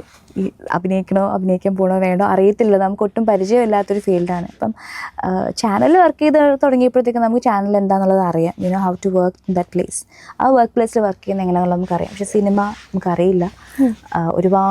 എനിക്കൊരുപാട് ഡീമോട്ടിവേഷൻ കിട്ടിയിട്ടുണ്ട് വർക്ക് ചെയ്യാൻ. സിനിമയിൽ വർക്ക് ചെയ്യുന്നതിനെ പറ്റി ഭയങ്കര ഡീമോട്ടിവേറ്റഡ് ആയിരുന്നു. അപ്പോൾ ആ വീട്ടിലും അങ്ങനെ വലിയ താല്പര്യമില്ല. പക്ഷേ എൻ്റെ ഇഷ്ടത്തിനനുസരിച്ച് അവർ എൻ്റെ കൂടെ നിൽക്കും, എനിക്കറിയാം. പക്ഷേ gambler was really good opportunity. കാരണം നല്ല പ്രൊഡക്ഷൻ ഹൗസ്, മെക്സിക്കൻ ഭാരത നല്ലൊരു ഹിറ്റ് ചിത്രമായിരുന്നു. അതിൻ്റെ ഡയറക്ടർ, നല്ല കാസ്റ്റ്, പിന്നെ തൃശ്ശൂരുള്ള എനിക്ക് വളരെ വേണ്ടപ്പെട്ട 2 ചേട്ടന്മാരാണ് എന്നെ റെഫർ ചെയ്തത്. എൻ്റെ ഇവൻറ്റ് മാനേജേഴ്സായിരുന്നു. എനിക്ക് അത്രയും എനിക്ക് this is not going to bring me any harm എന്നുള്ളത് എനിക്കറിയാമായിരുന്നു. അങ്ങനെയാണ് ഗാംബ്ലറിൽ ആദ്യമായിട്ട് ആക്ച്വലി ഇങ്ങനെ തേടി നടക്കേണ്ട ഒരു ആവശ്യം എനിക്ക് വന്നിട്ടില്ല. ഇങ്ങോട്ട് വന്നു. പിന്നെ ഗാംബ്ലർ റിലീസായതിനു ശേഷമാണ് സ്റ്റാർ മാജിക്കിൽ ജോയിൻ ചെയ്യുന്നത്. സോ അന്ന് മുതലുള്ള കാര്യം എനിക്ക് തിരിഞ്ഞു നോക്കേണ്ടി വന്നിട്ടില്ല എന്ന് പറയാം. പിന്നെയാണ് യുവം ചെയ്തത്. യുവം അത്യാവശ്യം ശ്രദ്ധിക്കപ്പെട്ടൊരു മൂവിയായിരുന്നു, നല്ലൊരു മൂവിയായിരുന്നു. അമിത് ചക്കാലിക്കലായിരുന്നു നായകൻ. KSRTCയുടെ ഒരു കഥ പറഞ്ഞൊരു സിനിമയായിരുന്നു യുവം. അങ്ങനെ സോ അത് അങ്ങനെയാണ് വന്നത്. ഓക്കെ, ഒരുപാട് സമയം എടുത്തു. വളരെ ഗ്രാജുവലായിട്ട് ആണ് ഞാൻ സിനിമയിൽ വന്നത്. ലേറ്റായിട്ട് വേണമെങ്കിൽ പറയാം. ഞാൻ ചോദിക്കട്ടെ, ഇപ്പോൾ ഫാമിലി നേരത്തെ പറഞ്ഞായിരുന്നു ഇങ്ങനെ സിനിമ എന്നൊക്കെ കേൾക്കുമ്പോൾ ഫാമിലിയിലൊക്കെ ഒരു ടെൻഷൻ, ഫാമിലിയിൽ നിന്നല്ല ഇപ്പോൾ റിലേറ്റീവ്സ് സൊസൈറ്റിയിലായാലും സിനിമ ഇൻഡസ്ട്രിയിലൊക്കെ പോകുന്നു എന്നുള്ളൊരു, ആക്ച്വലി അങ്ങനെയാണോ? ഇപ്പോൾ സ്ത്രീകൾക്ക് നിൽക്കാൻ പറ്റിയൊരു എക്സിസ്റ്റ് ചെയ്യാൻ നല്ലൊരു ഫീൽഡ് തന്നെയല്ലേ? തീർച്ചയായിട്ടും. നമുക്ക് ടെക്നീഷ്യൻസ് വർക്ക് ചെയ്യുന്നവരുണ്ട്. ഈവൻ മലയാളത്തിലാണ് അധികം ഇല്ലാത്തതെന്ന് തോന്നുന്നു. മറ്റ് ഇൻഡസ്ട്രീസിലേക്ക് പോകുമ്പോൾ എനിക്കിന്ന് ബോളിവുഡിലേക്കൊക്കെ പോകുമ്പോഴത്തേക്കും എല്ലാ ക്യാമറ ഡിപ്പാർട്ട്മെൻറ്റ്, ആർട്ട് ഡിപ്പാർട്ട്മെൻറ്റ്, എല്ലാ ഡിപ്പാർട്ട്മെൻറ്റിലും ലേഡീസ് ഉണ്ട്. ഫീമെയിൽ ടെക്നീഷ്യൻസ് ഉണ്ട്. ഇപ്പോഴും ഒരുപാട് പേര്, ഞാനിപ്പം റീസെൻറ്റ് ഇയേഴ്സിൽ വർക്ക് ചെയ്തപ്പോഴത്തേക്കും ഒത്തിരി ഫീമെയിൽ ടെക്നീഷ്യന്മാർ ക്യാമറ ടീമിലും ആർട്ട് ടീമിലും ഡയറക്ഷൻ ടീമിലും ബേസിക്കലി കോസ്റ്റ്യൂം ആൻഡ് മേക്കപ്പിലുണ്ട്, സ്ത്രീ സാന്നിധ്യമുണ്ട്, ഒക്കെ വർക്ക് ചെയ്ത് തുടങ്ങുന്നുണ്ട്. ഒരു പ്രശ്നവുമില്ല. പക്ഷേ നമ്മൾ ഒരുപാട് കാര്യങ്ങൾ സൂക്ഷിച്ചും കണ്ടും നമ്മൾ എവിടെ വർക്ക് ചെയ്താലും we have to be very careful, very cautious. അങ്ങനെ കുറേ കാര്യങ്ങൾ ശ്രദ്ധിച്ച് ഒന്ന് അങ്ങനെ വർക്ക് ചെയ്യണം. ഒന്ന് ശ്രദ്ധിച്ച് കോഷ്യസ് ആയിരിക്കണം, മുൻകരുതലെടുത്ത് വർക്ക് ചെയ്യണം. അല്ലാണ്ട് ഒരു പ്രശ്നവും എനിക്ക് തോന്നുന്നില്ല. അതെ അതെ. പിന്നെ വീട്ടിൽ നിന്ന് സപ്പോർട്ടിൻ്റെ കാര്യം, ഇത് നമുക്കൊരു ജോബ് സെക്യൂരിറ്റി ഉള്ള ജോബല്ല, കൺസിസ്റ്റൻസി ഉണ്ടാവത്തില്ല, ഫ്യൂച്ചർ ഉണ്ടാവോ ഇല്ലയോ എന്നുള്ളത് അറിയില്ല. നമ്മളൊരു പക്ഷേ വേറൊരു ജോബിലേക്ക് സ്വിച്ച് ചെയ്യുന്നതിനെ പറ്റിയൊക്കെ ഒന്ന് ചിന്തിക്കേണ്ടിയിരിക്കുന്നൊരു മേഖലയാണ്. ലക്കിലും ഭയങ്കരമായിട്ട് ലക്കിൽ ഡിപ്പെൻഡ് ചെയ്യുന്നൊരു മേഖലയാണ്. പിന്നെ നമുക്ക് അത്യാവശ്യം കഴിവ് വേണം, കഴിവില്ലെങ്കിലും പ്രശ്നമാണ്. അപ്പോൾ അതൊക്കെ കാരണം വീട്ടിൽ നിന്നുള്ള പിന്നെ എപ്പോഴും ട്രാവൽ ചെയ്യേണ്ടി വരും, അലഞ്ഞ് നടക്കേണ്ടി വരും. അപ്പോൾ എൻ്റെ വാപ്പയൊക്കെ സംബന്ധിച്ച് ഇപ്പോൾ ഒരു ന്യൂസ് റിപ്പോർട്ടിങ്, ഞാൻ ഡിഗ്രി കഴിഞ്ഞ സമയത്ത് ഞാനിങ്ങനെ ജേർണലിസ്റ്റിന് എന്തെങ്കിലും കോഴ്സ് ചെയ്താലോ എന്നിങ്ങനെ ആലോചിക്കുന്ന സമയത്തൊക്കെ വാപ്പയ്ക്ക് ഭയങ്കര പേടിയായിരുന്നു. അയ്യോ ഒന്നും പറ്റത്തില്ല, അത് ന്യൂസൊക്കെ റിപ്പോർട്ട് ചെയ്യാൻ പല സ്ഥലത്തൊക്കെ പോകേണ്ടി വരും. വാപ്പ അങ്ങനെയൊക്കെയാണ് ചിന്തിക്കുന്നത്. ഭയങ്കര ഓട്ടമായിരിക്കും, ഭയങ്കര അലച്ചിലായിരിക്കും, അതൊന്നും പറ്റത്തില്ല എന്നൊക്കെ പറഞ്ഞ്. സോ അവർക്ക് അങ്ങനത്തെ കൺസേൺസ് ഒക്കെയാണ്. ഞാൻ ശരിക്കും വന്നതിന് ശേഷമാണ് എനിക്ക് ഇതിനോടൊരു പാഷൻ തോന്നിയത്. എനിക്ക് ആദ്യമൊക്കെ അഭിനയിക്കാനൊക്കെ ഭയങ്കര ബുദ്ധിമുട്ട്, ഭയങ്കര ഒട്ടും കോൺഫിഡൻ്റ് ഒന്നും ആയിരുന്നില്ല. എനിക്ക് ഭയങ്കര നിരാശയൊക്കെ തോന്നിയിട്ടുണ്ട്, പറ്റുമോ ഇല്ലയോ. ഇപ്പോഴും എനിക്കുണ്ട്, എനിക്ക് ഭയങ്കര കൺഫ്യൂഷൻസാണ് ശരിക്കും പറഞ്ഞാൽ. പക്ഷേ വന്നതിന് ശേഷമാണ് എനിക്കതിനോടൊരു ഇഷ്ടം തോന്നിയത്. കൂടുതലൊന്ന് ട്രൈ ചെയ്ത് നോക്കണം, കൂടുതൽ പഠിക്കണം, കറക്റ്റ് ചെയ്യണം. വർക്കൗട്ട് ആകുവാണെങ്കിൽ റിമൈൻ ചെയ്യുന്നതിനെക്കുറിച്ച് ചിന്തിക്കാം എന്നൊക്കെ ഒരു ചിന്ത വന്നത്. ഈ കൺസിസ്റ്റൻസി പറ്റി പറഞ്ഞപ്പോഴാണ്, എപ്പോഴെങ്കിലും അതായത് കുറച്ച് ഫെയിമായി വന്നിട്ട് ഇപ്പോൾ ചിലവർക്ക് സംഭവിക്കുന്നതാണ്, കുറച്ച് നാൾ അവരുടെ ഒരു വിവരം ഉണ്ടാവില്ല, ഇങ്ങനെ ഒരു ഡിപ്രഷനിലേക്കൊക്കെ പോകും, കുറച്ച് വർക്കൊക്കെ കിട്ടാതെ. അങ്ങനെ എപ്പോഴെങ്കിലും ഒരു സിറ്റുവേഷൻ ഉണ്ടായിട്ടുണ്ടോ? ഞാൻ എപ്പോഴും എന്നെ എൻഗേജ്ഡ് ആയിട്ട് ഇരുത്താൻ നോക്കിയിട്ടുള്ള ഒരാളാണ്. അപ്പോൾ ശരണ്യെ ശ്രദ്ധിച്ചിട്ടുണ്ടോ എന്നറിയില്ല, ഞാൻ ഇതിന് സൈമൾട്ടേനിയസ്ലി ഞാൻ ഷോർട്ട് മൂവീസ് ചെയ്യുന്നുണ്ടായിരുന്നു. ചാനലിൽ എന്തെങ്കിലും പ്രസൻസ് പറ്റുമെങ്കിൽ ഞാനത് ഒഴിവാക്കാറില്ല. ഇപ്പോൾ ഞാൻ ഫ്ലവേഴ്സുമായിട്ട് അസോസിയേറ്റ് ഉണ്ട്, ഇപ്പോൾ അമൃതയായിട്ട് അസോസിയേറ്റ് ചെയ്യുന്നുണ്ട്, പിന്നെ ഇപ്പോൾ കൈരളി, എല്ലാ ചാനൽസുമായിട്ടും നമുക്ക് നമ്മുടെ എവിടെയൊക്കെ നമ്മുടെ പ്രസൻസ് നമുക്ക് കൊടുക്കാൻ പറ്റുമോ, may be as an actor അല്ലെങ്കിൽ ആസ് എൻ ആങ്കർ അല്ലെങ്കിൽ ആസ് എ ഡാൻസർ, നമുക്ക് നമ്മുടെ ഇൻപുട്സ് കൊടുക്കാൻ പറ്റുന്ന സ്ഥലങ്ങളിലൊന്നും ഞാൻ മാറി നിന്നിട്ടില്ല. സോ അപ്പോൾ നമ്മളെപ്പോഴും നമ്മൾ എൻഗേജ്ഡ് ആയിട്ട് നമുക്ക് തോന്നും. അഡ്വർടൈസ്മെൻറ്റ്സിൻ്റെ ഓപ്പർച്യൂണിറ്റീസ് വരുമ്പോൾ ഞാൻ കളയാറില്ല. അത്യാവശ്യം നല്ല ബ്രാൻഡ്സ് ആണെങ്കിൽ ഞാൻ അവരെ എൻഡോഴ്സ് ചെയ്യാറുണ്ട്, അവരോട് അസോസിയേറ്റ് ചെയ്യാറുണ്ട്. May be like I can understand. ഇപ്പോൾ സിനിമ നമ്മൾ വളരെ ആക്റ്റീവായിട്ട് നിന്നിട്ട് പെട്ടെന്ന് നമുക്ക് മാറിയിരിക്കേണ്ടി വരുമ്പോഴത്തേക്കും അത് ഭയങ്കര ബുദ്ധിമുട്ടായിരിക്കും. ചിലരൊക്കെ ഇപ്പോൾ ഷോർട്ട് ഫിലിംസ് ഒക്കെ ചെയ്തായിരിക്കും സ്റ്റാർട്ടിങ് എങ്കിലും ഒരു സിനിമയിലോട്ട് വന്നു കഴിയുമ്പോൾ പിന്നെ ഒരു ഷോർട്ട് ഫിലിം ഒക്കെ ചെയ്യാന്ന് പറയുമ്പോൾ കുറച്ച് ബുദ്ധിമുട്ടായിട്ട്, അതായത് ഷോർട്ട് ഫിലിംസ് പിന്നെ ചെയ്യുന്നത് തന്നെ ഒരു കുറച്ച് താഴ്ന്നു പോകുമെന്നുള്ളൊരു പേടി കാണുമല്ലോ. ഇപ്പം അത് മാറിയിട്ടുണ്ടെന്ന് തോന്നുന്നു കേട്ടോ. ഇപ്പം കുറേ ആക്ടേഴ്സ് അങ്ങനെ like they just come, they do short movies, web series ചെയ്യുന്നവരുണ്ട്. അവിടെയൊക്കെ നമ്മളൊരു ആക്ടിങ് ഓപ്പർച്യൂണിറ്റിയാണ് നമുക്ക് നോക്കുന്നത്. ഞാൻ ചിന്തിക്കുന്നതെന്ന് വെച്ചാലൊക്കെ ഒരു ആക്ടിങ് വർക്ക്ഷോപ്പിൽ പോയിട്ട് നമ്മൾ പോളിഷ് ചെയ്തെടുക്കുന്നത് പോലെ, നമ്മുടെ ആക്ടിങ് സ്കിൽസ് ഒന്ന് റെഡിയാക്കി എടുക്കുന്നത് പോലെ തന്നെ നമുക്ക് അഭിനയിക്ക് ക്യാമറ ഉണ്ട്, നമുക്ക് സ്ക്രിപ്റ്റ് ഉണ്ട്, ഒരുപക്ഷെ നല്ല ഡയറക്ടേഴ്സ് ആണെങ്കിൽ നമ്മളെ ഗൈഡ് ചെയ്യും. അപ്പോൾ അങ്ങനെയൊക്കെ ഓപ്പർച്യൂണിറ്റീസ് ഉള്ളപ്പോൾ നമ്മളത് കളയരുത്. അതൊരു കളരിയായിട്ട് അങ്ങ് ഏറ്റെടുക്കുക, അതൊരു വർക്ക്ഷോപ്പായിട്ട് തന്നെ ഏറ്റെടുത്ത് ചെയ്യുക. ചിലത് വർക്കൗട്ട് ആവും, ചിലത് പാളിച്ചകൾ വരും, ചിലത് ഞാൻ തന്നെ കാണുമ്പോൾ വിചാരിക്കും ഇത് അത്രയ്ക്ക് ശരിയായില്ല, അത് കുറച്ച് കൂടിപ്പോയി, എക്സ്പ്രഷൻ കൊള്ളത്തില്ല, റിയാക്ഷൻ കൊള്ളത്തില്ല. ചിലപ്പോൾ വിചാരിക്കും ഓക്കെ കുറച്ച് ബെറ്ററായിട്ട് വന്നിട്ടുണ്ട്, ഓക്കെ. അങ്ങനെയൊക്കെ നമുക്ക് നമ്മളെ വിലയിരുത്താനൊക്കെ കൂടി ഒരു അവസരമാണ്, അങ്ങനെ ഒരു പഠിക്കാനുള്ളൊരു അവസരമായിട്ട് കണ്ടെടുത്ത് ചെയ്യാറുണ്ട്. അപ്പം ഇൻ ഷോർട്ട് അങ്ങനെ ഒരു ഡിപ്രഷനിലേക്ക് മറ്റും പോകാണ്ടിരിക്കാൻ വേണ്ടിയിട്ട് ഞാൻ ബാക്കപ്പ് ആയിട്ടില്ലെങ്കിൽ ഞാനായിട്ട് എന്നെ ശ്രമിക്കാറുണ്ട്. അല്ലെങ്കിൽ ഞാൻ എൻ്റെ മൈൻഡിനെ പ്രിപ്പയർ ചെയ്ത് വെക്കാറുണ്ട്. ബിക്കോസ് നമ്മൾ ഓൾറെഡി ഞാൻ ആദ്യം പറഞ്ഞല്ലോ, നമുക്ക് ഈ പറഞ്ഞ പോലെ നമുക്ക് സ്ഥിരത നമുക്ക് ഒട്ടും ഉറപ്പുവരുത്താൻ പറ്റാത്തൊരു മേഖലയാണ്. അതിനെക്കുറിച്ചുള്ള തിരിച്ചറിവ് നമുക്ക് ഉണ്ടായിരിക്കണം. എപ്പോഴും നമ്മുടെ മനസ്സിലത് ഉണ്ടാകണം.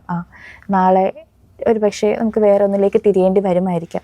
അപ്പോൾ നമ്മളിപ്പോൾ തന്നെ ചിന്തിക്കും, വേറെ എന്തിലേക്ക് പോകാം, എന്തെങ്കിലുമൊക്കെ ബാക്കപ്പ് ഇപ്പം റെഡിയാക്കി വെക്കണോ എന്നൊക്കെ ഞാൻ പേഴ്സണലി ചിന്തിക്കാറുള്ള ഒരാളാണ്.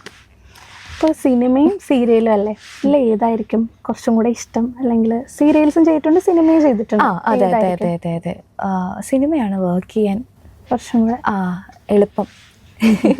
Serial is very hectic actually. Serials work ചെയ്യുന്നവരെല്ലാം ശരിക്കും ഒരു സല്യൂട്ട് കൊടുക്കണം. സത്യം പറഞ്ഞാൽ ഭയങ്കര പാക്ഡായിട്ട് പോകുന്നൊരു ഷൂട്ടാണ്. സോ ഒരു ദിവസം തന്നെ ഒത്തിരി സീൻസൊക്കെ ആയിരിക്കും ഷൂട്ട് ചെയ്യുന്നത്. അപ്പോൾ നമ്മൾ രാവിലെ വന്ന് 6 o'clock കോൾ ടൈം കിട്ടി, നമ്മൾ ലൊക്കേഷനിൽ വന്ന് പെട്ടെന്ന് റെഡിയായി. സോ ഒരു സ്ക്രിപ്റ്റ് വരുന്നു, നോക്കുന്നു, എടുക്കുന്നു, നെക്സ്റ്റ് ഡ്രസ് ചേഞ്ച് ആയിരിക്കും, അല്ലെങ്കിൽ ലൊക്കേഷൻ ചെയ്യുന്നത്. അപ്പോൾ ഇവർ ഭയങ്കര രസമാണ്. സീരിയലിൽ വർക്ക് ചെയ്തിട്ടുണ്ടോ? അപ്പോൾ അറിയാമല്ലോ ഒരു എന്ത് ഫാസ്റ്റായിട്ടാണ് ഈ ക്യാമറ ടീമും ബാക്കി ടെക്നീഷ്യന്മാർ ആർട്ടൊക്കെ വർക്ക് ചെയ്യുന്നത്. ഭയങ്കര സ്പീഡായിട്ട്. അപ്പം നമുക്കാണെങ്കിലും ഒരു സീൻ കഴിഞ്ഞിട്ട് കോസ്റ്റ്യൂം ചേഞ്ച് അടുത്ത സീൻ എടുക്കണം. അപ്പം ഞാൻ ദയ എന്ന് പറയുന്ന ഏഷ്യാനെറ്റിലെ സീരിയൽ, അത് ജസ്റ്റ് ഒരു 100 episodes പോയിട്ടുള്ളൂ. അറൗണ്ട് 100 ഞാൻ കണ്ടിട്ടുണ്ട്. പിന്നെ അതിന് മുമ്പ് ഞാൻ ചെയ്ത് കൂടത്തായി. സോ കൂടത്തായി ആയിരുന്നു എനിക്ക് ദയയിലേക്ക് വരാനുള്ള ഫ്ലവേഴ്സിൽ ആദ്യത്തെ ടെലിഫിലിം. ഈ നമ്മുടെ കൂടത്തായി സംഭവത്തെ അടിസ്ഥാനമാക്കിയിട്ട് ടെലിഫിലിം ആയിരുന്നു കൂടത്തായി. സോ അത് ഭയങ്കര സിനിമാറ്റിക് ആയിട്ടൊക്കെ അവർ എടുത്തൊരു, പക്ഷേ ആ പ്രോജക്റ്റിന് കുറച്ച് ലീഗൽ ഇഷ്യൂസ് ഫേസ് ചെയ്യേണ്ടി വന്നു. അങ്ങനെ അത് പെട്ടെന്ന് കൊണ്ട് ഇങ്ങനെ ഒരു സഡൻ ബ്രേക്ക് ഇട്ട് അത് നിർത്തിയതായിരുന്നു. നന്നായിട്ട് വരുമായിരുന്നു ആക്ച്വലി. എൻ്റെ ക്യാരക്ടറും പഴകിയ സീരിയലിൽ നിന്ന് വ്യത്യസ്തമായിരുന്നു. ഒരു സീരിയൽ പോലും ആയിരുന്നില്ല, അതൊരു ടെലിഫിലിമായിട്ടാണ് അവർ കൺസീവ് ചെയ്തത്. ഇപ്പം ഞാനും ഭയങ്കര എക്സൈറ്റഡ് ആയിരുന്നു. കാരണം ഞാൻ പോർട്രേ ചെയ്തത് ശരിക്കും ഒരു റിയൽ ലൈഫ് ക്യാരക്ടറിനെയാണ്, ഒരു വളരെ സ്ട്രോങ് ആയിട്ടുള്ളൊരു ലേഡീനെയാണ് ഞാൻ അതിൽ പോർട്രേ ചെയ്യാനായിട്ട് എനിക്കൊരു അവസരം കിട്ടിയത്. പക്ഷെ നമുക്ക് ആ ക്യാരക്ടറിലേക്കൊന്ന് ഡീപ്പായിട്ട് പോകാൻ പറ്റിയില്ല, ബിക്കോസ് ആ പ്രോജക്റ്റ് പെട്ടെന്ന് നിർത്തേണ്ടി വന്നതുകൊണ്ട്. അപ്പോൾ കൂടത്തായുടെ സെയിം ടീമാണ് ദയ. അപ്പോൾ എനിക്കിങ്ങനെ കുറച്ച് അറ്റാച്ച്മെൻറ്റ്സ് ഉണ്ട്. അപ്പോൾ ഞാൻ അതുകൊണ്ടാണ് ദയ എന്ന് ചെയ്തത്. അപ്പം എനിക്ക് ഡേറ്റ്സ് കുറച്ച് പ്രശ്നം ഉണ്ടായിരുന്നു ആ സമയത്ത്. അപ്പം എനിക്ക് ദയക്ക് മാസത്തിലൊരു ചിലപ്പം 2 ഡേറ്റ് 3 ഡേറ്റൊക്കെ കൊടുക്കാൻ പറ്റുന്നുണ്ടായിരുന്നു ആ സമയത്ത്. അപ്പോൾ ഞാനവിടെ സെറ്റിൽ പോകുന്ന ദിവസം ഞാൻ അന്നത്തെ ബംഗാളിയാണ്. മൊത്തത്തിൽ എന്നെ കൊണ്ടുള്ള എല്ലാ സീനും അന്ന് എടുക്കണമല്ലോ. അപ്പോൾ ഈ പറഞ്ഞ പോലെ ഭയങ്കര ഫാസ്റ്റായിട്ട് നമ്മൾ വർക്ക് ചെയ്യണം, പടപടപടപട ഫാസ്റ്റായിട്ട്. ചില രാത്രിയൊക്കെ ഷൂട്ടിൽ ഞാൻ ശരത്തേട്ടൻ്റെ പേരായിരുന്നു, ശരത് ദാസ്. അപ്പോൾ ഞാൻ ചേട്ടൻ പറയും ഡബ് ചെയ്യാൻ പോകുമ്പോഴത്തേക്കും ഇങ്ങനെ നോക്കുമ്പോൾ ഞാൻ ഓപ്പോസിറ്റ് വരുമല്ലോ, ഞാൻ അപ്പോൾ ഇങ്ങനെ ഇരുന്ന് സംസാരിക്കുന്ന ഷോട്ടായിരിക്കും, പക്ഷേ ഉറക്കം വന്ന് ഞാൻ ഇങ്ങനെ തൂങ്ങുന്നുണ്ടായിരുന്നു. അത് കുറച്ച് ഹെക്റ്റിക്കാണ്. അപ്പോൾ ശരിക്കും സീരിയൽ വർക്ക് ചെയ്യാൻ എളുപ്പം സിനിമയാണ്. നമുക്കൊരു എല്ലാത്തിനും ഒരു സമയം കിട്ടും, എടുപിടിയില്ല. നമുക്ക് വളരെ റിലാക്സ്ഡ് ആയിട്ട് വളരെ കുറച്ചുകൂടി ഒരു നാച്ചുറൽ മീറ്റർ പിടിക്കാം. മറ്റേത് അങ്ങനെയില്ല, മറ്റേത് കുറച്ചുകൂടി കുറച്ച് ഡ്രാമ വേണം. അത് ഡിമാൻഡ് ചെയ്യുന്നൊരു കാര്യമാണ്. ഇഷ്ടം സിനിമയാണ്. അത് വർക്ക് ചെയ്യാൻ ഞാൻ വർക്ക് ചെയ്യുന്നതിൻ്റെ സൗകര്യം നോക്കുന്ന ഒരാളാണ്. വർക്ക് ചെയ്യാൻ സൗകര്യം സിനിമയാണ്. വേറൊരു കാര്യം വെച്ചാൽ ഇപ്പോൾ സിനിമ ചെയ്യുന്നവർ സീരിയലിൽ ചെയ്യില്ല, അല്ലെങ്കിൽ സീരിയലിൽ നിന്ന് എന്ന് വെച്ചാൽ സീരിയലിൽ നിന്ന് സിനിമയിലോട്ട് കിട്ടാൻ പാടാണെന്നൊക്കെ പറയാം. പക്ഷെ ഇപ്പോൾ ഒരുപാട് മാറ്റമുണ്ട്, സിനിമയും സീരിയലും ഒരുപോലെ ചെയ്യുന്നുണ്ട്. ദയാനായാലും സിനിമയും സീരിയലും ഒരേപോലെ കൊണ്ടുപോകുന്നുണ്ടല്ലോ. ഭാവിയിലായാലും അങ്ങനെ തന്നെ തുടരും, അതോ സീരിയൽസ് ഒക്കെ കംപ്ലീറ്റ്ലി? അല്ല, ഞാൻ ദയോടുകൂടി കമ്മിറ്റ് ചെയ്തിട്ടുണ്ട്. ഞാൻ ഗസ്റ്റായിട്ട് 2-3 പ്രോജക്റ്റിൽ പോയിട്ടതേ ഉള്ളൂ. ദയ കഴിഞ്ഞിട്ട് തന്നെ ഏകദേശം 2 വർഷത്തിൽ കൂടുതലാകുന്നുണ്ട്. അതിനുശേഷം ഞാൻ സീരിയൽസ് അങ്ങനെ ചെയ്തിട്ടില്ല. പിന്നെ പക്ഷെ ഇപ്പോഴത്തെ ട്രെൻഡ് വേറെയാണ്. സീരിയലും സിനിമയൊക്കെ സൈമിൾട്ടേനിയസ്ലി ചെയ്യുന്നവരാണ്. Swasika is A really good example. Swasika സീരിയലിൽ സജീവമായിട്ടിരുന്നിട്ട് ഇപ്പോഴേ തമിഴിലൊക്കെ വളരെയധികം തിരക്കേറിയ ഒരു നടിയാണ്. Luck matters. നല്ല ടീംസുമായിട്ട് നമുക്ക് അസോസിയേറ്റ് ചെയ്യാൻ പറ്റുന്ന നല്ല അവസരങ്ങൾ നമുക്ക് ഉണ്ടാകണം. പിന്നെ നമ്മളും കുറച്ചുകൂടെ കരിയർ ഷേപ്പ് ചെയ്യാനായിട്ട് നമ്മളും എടുക്കേണ്ട കുറച്ച് നല്ല എന്താ പറയുക വഴികൾ നമ്മൾ ചൂസ് ചെയ്യേണ്ട, തിരഞ്ഞെടുക്കേണ്ട കുറച്ച് വഴികൾ, കുറച്ച് ഗ്രൂമിങ്, കുറേ കാര്യങ്ങളുണ്ട്. സത്യം പറഞ്ഞാൽ ചെയ്യേണ്ടതായിട്ട് കുറേ കാര്യങ്ങളുണ്ട്. ഞാൻ കുറച്ച് മടിച്ചയാണ്, കുറച്ച് നല്ല മടിച്ചയാണ്. ഞാനത് ശരിക്കും പറഞ്ഞാൽ ചിലതൊന്നും അങ്ങനെ ഫോളോ ചെയ്തിട്ടില്ല. കുറച്ചുകൂടി ബെറ്റർ ആയിരുന്നു എൻ്റെ ബേബി കരിയർ. ഒരു അൾട്ടിമേറ്റ് ഡ്രീം, അല്ലെങ്കിൽ ഒരു ഇന്ന ഒരാളുടെ കൂടെ അഭിനയിക്കണം, അല്ലെങ്കിൽ ഇന്നൊരു ഡയറക്ടറിൻ്റെ കൂടെ വർക്ക് ചെയ്യണം, അങ്ങനെയുണ്ടോ? ഞാൻ ശരിക്കും സിനിമയൊക്കെ പണ്ടേ ഇഷ്ടമായിരുന്നു, പക്ഷെ ശരിക്കും എൻ്റെ ഒരു വലിയ ഡ്രീം അങ്ങനെയൊന്നും ആയിരുന്നില്ല. അത് കാരണം എനിക്ക് എൻ്റെ കഴിവിൽ അങ്ങനെ വലിയ വിശ്വാസം പണ്ടില്ലായിരുന്നു എന്നുള്ളതാണ്. എനിക്കറിയില്ല സിനിമയിലൊക്കെ എനിക്ക് അഭിനയിക്കാൻ പറ്റുമോ, എനിക്കറിയോ അഭിനയിക്കാൻ, അതൊക്കെ ആയിരുന്നു എൻ്റെ സ്കൂളിലും കോളേജിലൊക്കെ പഠിക്കുമ്പോൾ ഡാൻസ് അങ്ങനെയൊക്കെ പാർട്ടിസിപ്പേറ്റ് ചെയ്തിട്ടുണ്ടെന്നേ ഉള്ളൂ. അല്ലാണ്ട് പക്ഷേ എനിക്ക് പണ്ട് പോലെ ഇഷ്ടമായിരുന്നു. ശരിക്കും എൻ്റെ ഒരു ആഗ്രഹം, ഞാൻ കുറച്ച് തയ്ക്കുകയൊക്കെ ചെയ്യുമായിരുന്നു പണ്ട് പഠിക്കുന്ന സമയത്തൊക്കെ. പണ്ട് ഞാൻ ആങ്കർ ചെയ്യുന്ന സമയത്ത് സ്ഥിരമായിട്ട് എംസിയും ചാനൽ ഷൂസൊക്കെ ചെയ്യുന്ന സമയത്ത് ഞാൻ സ്വന്തമായിട്ട് ഡ്രസ്സൊക്കെ തയ്ച്ച് ഇട്ടാണ് അന്ന് ഡ്രസ്സപ്പ് ചെയ്തുകൊണ്ടിരുന്നത്. അങ്ങനെയായിരുന്നു. അപ്പോൾ എനിക്ക് കോസ്റ്റ്യൂം ഡിസൈനിങ് ഒക്കെ ഇഷ്ടമുള്ളൊരു ഫീൽഡായിരുന്നു. സോ എനിക്ക് സിനിമയിൽ വർക്ക് ചെയ്യാൻ താല്പര്യമുണ്ടായിരുന്നൊരു മേഖല കോസ്റ്റ്യൂം ഡിസൈനിങ്. എനിക്ക് പണ്ട് ഇഷ്ടമായിരുന്നു, ചിന്തിച്ചിട്ടുണ്ട് അതിനെക്കുറിച്ചൊക്കെ. പിന്നെ എനിക്ക് ഭയങ്കര വലിയൊരു ഫാസിനേഷൻ, ഒരു ഇഷ്ടം കൊഡക് തിയേറ്റർ അറിയാമല്ലോ, നമ്മുടെ അക്കാഡമി അവാർഡ്സ് ഒക്കെ നടക്കുന്നത് കൊഡക് തിയേറ്ററിലാണ്. സോ അവിടുത്തെ റെഡ് കാർപ്പറ്റിലൊന്ന് ജസ്റ്റ് പോയി നിൽക്കണം. അവാർഡ് മേടിക്കാനൊന്നും അല്ലെങ്കിലും കുഴപ്പമില്ല. അപ്പം എന്തായാലും ഇപ്പം ഇന്ത്യൻ സെലിബ്സ് അനൗൺസ് ചെയ്യാൻ വരെ പോയിട്ടുണ്ടല്ലോ, അക്കാഡമി അവാർഡ്സ് അനൗൺസ് ചെയ്യാൻ വരെ പ്രിയങ്ക ചോപ്ര അടക്കമുള്ള ഇന്ത്യൻ സെലിബ്സ് ആർട്ടിസ്റ്റുകൾ അവിടെ എത്തിയിട്ടുണ്ട്, വേദി എത്തിയിട്ടുണ്ട്. സോ അങ്ങനെയൊക്കെയുള്ളൊരാഗ്രഹമാണ് കൊഡക് തിയേറ്ററിൽ പോയി റെഡ് കാർപ്പറ്റ് ചെന്നിങ്ങനെ പോസ്റ്റ് ചെയ്യുക, അതൊക്കെ പോയി ഒന്ന് കണ്ടു വരാം, പറ്റുമെങ്കിൽ സ്റ്റേജിലൊക്കെ ഒന്ന് കയറി ഒരു അവാർഡൊക്കെ അനൗൺസ് ചെയ്യുക. അങ്ങനെയുള്ള ആഗ്രഹങ്ങൾ നടക്കുന്ന സ്വപ്നങ്ങളോ ഒന്നും എനിക്കറിയില്ല. അതുപോലുള്ള ആഗ്രഹങ്ങളാണ്. പിന്നെ കരിയറിൽ നല്ല ക്യാരക്ടേഴ്സൊക്കെ കിട്ടി, നല്ല പ്രോജക്റ്റിലൊക്കെ വർക്ക് ചെയ്യാൻ പറ്റട്ടെ. പിന്നെ എനിക്ക് ഈ ഒരു മേഖല കുറേ നാൾ തുടർന്നുകൊണ്ട് പോകണമെന്ന് ആഗ്രഹമാണ്. എനിക്ക് മേഖലയിൽ ഒരുപാട് നാൾ വർക്ക് ചെയ്യണമെന്ന് ആഗ്രഹമുണ്ട്. ഞാൻ ഇഷ്ടപ്പെട്ട് ചെയ്യുന്നൊരു ജോലിയാണ്, ഇഷ്ടം ഇല്ലാണ്ട് ചെയ്യുന്നൊരു ജോലിയല്ല, വളരെയധികം ഇഷ്ടപ്പെട്ട് ചെയ്യുന്ന ജോലിയാണ്.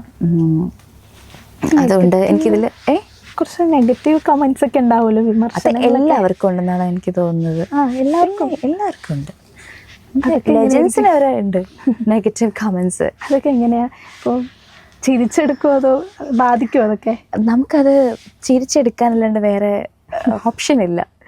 പിന്നെ ഇത് പറയുന്ന ആൾക്കാർ ഞാൻ പലപ്പോഴും കേട്ടോ, പലപ്പോഴും എനിക്ക് മൂഡ് ഉണ്ടെങ്കിൽ ഞാൻ ചിലതൊക്കെ ഇരുന്ന് നോക്കിയിട്ട് ഞാൻ ഇവരുടെ പ്രൊഫൈലിലൊക്കെ നോക്കും, ഫേക്ക് ആണോ ഒറിജിനൽ അക്കൗണ്ട് ആണോ. ഞാൻ ആലോചിക്കും, ഈ വ്യക്തി എന്നെ നേരിട്ട് കണ്ട അയാൾ എന്നോട് പറയുമായിരിക്കുമോ, ഇയാൾക്കത് പറയാൻ പറ്റുമായിരിക്കും. ഒരു പക്ഷേ അതിനോട് അങ്ങനെ പറഞ്ഞിട്ടുണ്ടെങ്കിൽ എനിക്ക് അതിനൊരു മറുപടി കൊടുക്കാൻ പറ്റുമല്ലോ. അല്ലെങ്കിൽ നമ്മൾ ഓൺലൈനിൽ ഇരുന്നിട്ട് മറ്റേ വേർഡ് വാറിന് നിൽക്കേണ്ടി വരും, എല്ലാത്തിനും റിപ്ലൈ കൊടുത്ത്. ചിലത് എൻ്റെ പേജിലൊക്കെ വരുന്നത് ചില കമൻസിന് ഞാൻ റിപ്ലൈ കൊടുക്കാറുണ്ട്, പക്ഷേ ഒരുപാട് പേര് സപ്പോർട്ട് ചെയ്യുന്നവരുണ്ട്. അപ്പോൾ നമുക്ക് വേറെ ദേഴ്സ് നോ അതർ ഓപ്ഷൻ. നമുക്കതിനെ അങ്ങനെ ഇഗ്നോർ ചെയ്യാനേ വഴിയുള്ളൂ. ഈ പറഞ്ഞതുപോലെ അതിൽ ചിലത് ഫേക്ക് ആയിരിക്കാം, ഒരു നെഗറ്റിവിറ്റി സ്പ്രെഡ് ചെയ്യാൻ വേണ്ടിയിട്ട് ആരെങ്കിലും ചെയ്യുന്നതായിരിക്കാം. പേഴ്സണൽ ഗ്രിഡ്ജ് ഉണ്ടാവണം എന്നൊന്നുമില്ല, പൊതുവേ അവരുടെയും കൂടി അവർക്കൊരു ഒരു രസം. അവരൊക്കെ അപ്പോൾ ഒരു ഫേക്ക് അക്കൗണ്ടൊക്കെ ഉണ്ടാക്കി കമൻ്റൊക്കെ ഇട്ട് ഞാൻ നോക്കിയപ്പം ഒരാൾ തന്നെ കുറേ പോസ്റ്റ് വേറെ ഏതൊക്കെയോ പോസ്റ്റിനൊക്കെ കമൻറ്റ് ചെയ്യുന്നു. അപ്പോൾ ഞാൻ ആലോചിച്ചു, ഇങ്ങനെ ഇരുന്ന് ചെയ്യുന്നവരുണ്ട്, അത് അവരുടെ ഒറിജിനൽ അക്കൗണ്ടിൽ കയറി ചിലപ്പോൾ നല്ലത് പറയും, എന്നിട്ട് അപ്പുറത്ത് പോയിട്ട് ഏതെങ്കിലും കട്ട് ഷോട്ട്സ് ഒക്കെ കാണുമല്ലോ ഇതേ സെയിം ആളുടെ തന്നെ, അവിടെ പോയിട്ട് നെഗറ്റീവ് പറയും. അങ്ങനെയുള്ള ആളുകളും ഉണ്ട് ഒരുപാട്. അത് ഒത്തിരി പേരുണ്ട്, നമുക്കറിയില്ലല്ലോ. പല വൈകൃതങ്ങളുള്ള ആൾക്കാരുണ്ട്, ഒരുപാട് നല്ല മനസ്സുള്ള ആൾക്കാരുണ്ട്, ഒത്തിരി പേര് സപ്പോർട്ട് ചെയ്യുന്നവരുണ്ട്. അതെ, നമുക്ക് അവരെയാണ് വേണ്ടത്, നമ്മൾ അവരെ നോക്കിയാൽ മതിയല്ലോ. ഓൺലൈൻ മീഡിയാസ് ഉണ്ടല്ലോ, ഇപ്പോൾ ഒരു കല്യാണത്തിന് പോയാലും ഒരു പല്ലുവെച്ചിട്ട് പോയാലും എല്ലായിടത്തും വന്നിങ്ങനെ ഇട്ട ഡ്രസ്സ് എന്താ, ഏതാ ലിപ്സ്റ്റിക് ഷെയ്ഡ്, ഇങ്ങനെയൊക്കെ ചോദിക്കുന്നത് അതിനോട് എന്താ? ഇതെന്താന്ന് വെച്ചാൽ, ഇപ്പം നമ്മളൊരു ഇനോഗ്രേഷന് പോയി, ഒരു ഫിലിം പ്രൊമോഷന് പോയി, അല്ലെങ്കിൽ നമ്മളൊരു പരിപാടിയുടെ ഭാഗമാകാൻ പോയി. അപ്പം ഈ ഇവൻസിനെ സംബന്ധിച്ച്, ഈ പരിപാടികളെ സംബന്ധിച്ച് ഇതിനൊരു അറ്റൻഷൻ ആവശ്യമുണ്ട് അല്ലേ, അല്ല അതിനൊരു മാർക്കറ്റിംഗ് ആവശ്യമുണ്ട്. അപ്പോൾ അങ്ങനെയുള്ള സ്ഥലങ്ങളിലേക്ക് ഇതുപോലെ ഓൺലൈൻ മീഡിയാസ് വരുന്നത് അതൊരു ഗുഡ് സൈഡാണ്, അത് ബെനിഫിഷ്യലാണ്, എല്ലാവർക്കും മ്യൂച്വലി ബെനിഫിഷ്യലാണ്.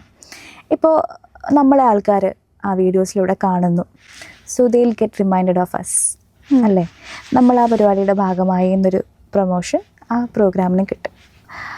That is okay. അത് നമ്മൾ അതിനൊരു കുറ്റം പറയാൻ പാടില്ല, കുറ്റം പറയുന്നതിൽ അർത്ഥമില്ല. പിന്നെ കാലം മാറിയതനുസരിച്ച് ഇപ്പോൾ ശരിക്കും പറഞ്ഞാൽ സോഷ്യൽ മീഡിയയ്ക്ക് ഈവൻ സാറ്റലൈറ്റ് ചാനൽസിനെക്കാളും ഒരു റേഞ്ച് ഉണ്ട്, തീർച്ചയായിട്ടും ഉണ്ട്. ബിഗ് സ്ക്രീൻ വീണ്ടും ഈ കുഞ്ഞു സ്ക്രീനിലേക്ക് മാറിക്കൊണ്ടിരിക്കുകയാണ് കണ്ടൻസ്. ഒരുപാട് വ്യൂവേഴ്സ് ഉണ്ട്, എന്തുമാത്രം വ്യൂവേഴ്സാണ്. സാധാരണ ഒരു ചേട്ടൻ അവിടെ ഇരിക്കുന്ന ഒരു ചേട്ടൻ പോലും, ചേച്ചിമാർ പോലും, കുഞ്ഞുങ്ങൾ പോലും ഒത്തിരി കാണുന്നുണ്ട് ഇല്ല. പക്ഷേ ചിലപ്പോൾ ഇവരിങ്ങനെ നമ്മുടെ പേഴ്സണൽ സ്പേസിലേക്ക് വരുമ്പോഴത്തേക്കും നമുക്കത് ഏതൊരാൾക്കാണെങ്കിലും അതൊരു ബുദ്ധിമുട്ടാണ്. എനിക്കെന്നല്ല ആർക്കാണെങ്കിലും അതൊരു ബുദ്ധിമുട്ടാണ്. അപ്പോൾ കല്യാണമൊക്കെ സത്യം പറഞ്ഞാൽ എനിക്ക് റെസ്പെക്റ്റ്, അവരെല്ലാവരും ഞാൻ റെസ്പെക്റ്റ് ചെയ്യുന്നുണ്ട്. ഓൺലൈൻ മീഡിയാസിൽ വർക്ക് ചെയ്യുന്ന ഒരുപാട് പേരുണ്ട്. I M friends with many. നമ്മൾ കാരണം അടുത്തടുത്ത് നമ്മൾ ചിലപ്പം അടുത്തടുത്ത് കാണുന്ന ആൾക്കാരാണ്. അപ്പോൾ നമ്മൾ പറയാം ഹലോ വന്നു ഓക്കെ, അങ്ങനെ ഒത്തിരി പേരുണ്ട്. അവരിൽ ചിലർ നമ്മുടെ റെസ്പെക്റ്റ് മാനിക്കുന്നവരാട്ടോ. എനിക്ക് ചിലർ ചോദിക്കും, വളരെ നോക്കിയും കണ്ടുമൊക്കെയാണ് അവർ എടുക്കുന്നത്. ടു ബി ഓണസ്റ്റ്, കുറച്ച് പേര് അങ്ങനെയുണ്ട്, അല്ലാത്തവരും ഉണ്ട്. കല്യാണം ഒരു വളരെ പേഴ്സണൽ ഫങ്ഷനായിട്ടാണ് ഞാൻ ഉദ്ദേശിച്ചത്. ആക്ച്വലി നിക്കാഹിന് ഫാമിലിയും ഫ്രണ്ട്സും മാത്രമാണ് ഉണ്ടായിരുന്നത്. പിന്നീട് സെപ്റ്റംബറിലേക്കുള്ള ഫംഗ്ഷനിലേക്കാണ് നമ്മുടെ കൂടെ സഹപ്രവർത്തകരെല്ലാവരെയൊക്കെ നമ്മൾ കുറച്ചുകൂടി ഒന്ന് എലാബറേറ്റ് ചെയ്ത് ചെയ്യാമെന്ന് വിചാരിച്ചു. മറ്റൊരു വളരെ ചെറിയ ഫംഗ്ഷനായിട്ട് നടത്തണമെന്ന് വിചാരിച്ചു. അതുകൊണ്ട് എനിക്ക് പലരോടും പറയാൻ പോലും പറ്റിയില്ല. അപ്പം ഞാൻ ഈ വിവാഹത്തിൻ്റെ കാര്യം, നിക്കാഹിൻ്റെ കാര്യം കുറച്ച് സീക്രട്ടായിട്ട് വെച്ചേക്കുമായിരുന്നു. അത് ചെറിയ ഫംഗ്ഷനായിട്ട് പോയേനെ. പക്ഷേ നമ്മുടെ മാധ്യമ സുഹൃത്തുക്കൾ വന്നില്ലായിരുന്നെങ്കിൽ അങ്ങനെ പോയിന്. അപ്പം നമുക്ക് വളരെ പേഴ്സണൽ ആയിട്ട് നമ്മൾ വെക്കേണ്ട കുറേ സാഹചര്യങ്ങളിലേക്ക് ഇവർ കടന്നു വരുമ്പോൾ കൺസെന്റ് ഇല്ലാതെ വരുന്നതിൽ ചെറിയൊരു ബുദ്ധിമുട്ടുണ്ട്. അത് ബുദ്ധിമുട്ടാണ്. പിന്നെ അറിയാമല്ലോ, ഇവർ ചിലർ ഫോക്കസ് ചെയ്യുന്നത് നമ്മളെ ഒരു അസ്ഥാനത്തൊക്കെ ഒരു ഫോക്കസ് ചെയ്യുന്ന ഒരു ചെറിയൊരു പരിപാടികളും കാര്യങ്ങളും ഒക്കെ വേണ്ടി എന്തെങ്കിലുമൊക്കെ ചെയ്യാന്നുള്ളവർ. ഇതിപ്പോൾ ഞാനിപ്പോൾ ഇയാളുടെ മുന്നിൽ ഇപ്പം എൻ്റെ കംഫർട്ടബിളായിട്ട് ഇപ്പം ഈ ഡ്രസ്സ് ഓക്കെ, പക്ഷേ നമ്മൾ എന്തെങ്കിലുമൊക്കെ അപാകതകൾ കാണുമായിരിക്കും കഴുത്തിൻ്റെ ഭാഗത്തോ അവിടെ ഇവിടെയൊക്കെ ആയിട്ട്. അപ്പോൾ എനിക്കൊരു വിശ്വാസമുണ്ട് ഇയാൾ ഓരോരുത്തർ തന്നെ ഫോക്കസ് ചെയ്യില്ല എന്നുള്ളത്. പക്ഷെ നമ്മൾ പബ്ലിക് പ്ലാറ്റ്ഫോമിലേക്ക് ഇറങ്ങുമ്പോഴത്തേക്കും നമ്മൾ നന്നായിട്ട് കോൺഷ്യസ് ആവണം. ചിലപ്പോൾ നമുക്ക് വാർഡ്രോബ് മാൽഫങ്ഷൻ വരാമെന്നല്ല, തീർച്ചയായിട്ടും വരാം. പലർക്കും അത് സംഭവിക്കാറുണ്ട്, അൺഇൻറ്റൻഷ്യലി സംഭവിക്കാറുണ്ട്, ആക്സിഡൻ്റലി സംഭവിക്കാറുണ്ട്. പക്ഷെ അതുപോലും ക്യാപ്ചർ ചെയ്ത് സോഷ്യൽ മീഡിയയിൽ വരുന്നൊരു കാലഘട്ടമാണ്. അതൊക്കെയാണ് ഒരു ബുദ്ധിമുട്ട്. എന്താണ് ഈ നീറ്റിലേക്കൊക്കെ വരാൻ ആഗ്രഹിക്കുന്നവരോട് പറയാനുള്ളത്? എത്ര ഈസിയാണ്, അല്ലെങ്കിൽ ഒരു കരിയർ എന്ന് പറഞ്ഞിട്ടൊരു ഡിഗ്രി, ക്വാളിഫൈഡ് ഡിഗ്രിയിലോട്ട് തന്നെ പോകണമോ, അല്ലെങ്കിൽ ഇത്തരം ഫീൽഡുകളിലോട്ട് വന്നാലും അതിൽ സ്കോപ്പ് ഉണ്ടോ, അങ്ങനെയൊക്കെ എന്താണ് വരാൻ ആഗ്രഹിക്കുന്ന ഒത്തിരി പേരുണ്ടാവുമല്ലോ. അതിന് ഞാൻ എന്താ പറയുക, അല്ല ഇതിൽ നിൽക്കുന്ന ഒരാളെന്നുള്ള നിലയിൽ, അല്ലെങ്കിൽ ഇത് ഞാൻ പറഞ്ഞ ലക്ക് ഫാക്ടറിൻ്റെ കാര്യം ഇടയ്ക്കിടയ്ക്ക് പറഞ്ഞായിരുന്നല്ലോ. ഗ്യാരൻറ്റീഡ് ഒന്നുമല്ല. നമുക്ക് നല്ല കഴിവ് വേണം. ഒരുപാട് നല്ല കഴിവുകളുണ്ടായിട്ടും നല്ല അവസരങ്ങളും നല്ല കരിയറും സെറ്റാകാത്ത ആൾക്കാർ ഒരുപാട് പേരുണ്ട്. സോ നമ്മൾ നന്നായിട്ട് ഹാർഡ് വർക്ക് ചെയ്യണം, നന്നായിട്ട് കോമ്പീറ്റ് ചെയ്യണം, നന്നായിട്ട് മത്സരിച്ച് വേണം നമുക്ക് ഈ ഫീൽഡിലാണെങ്കിലും നിൽക്കേണ്ടത്.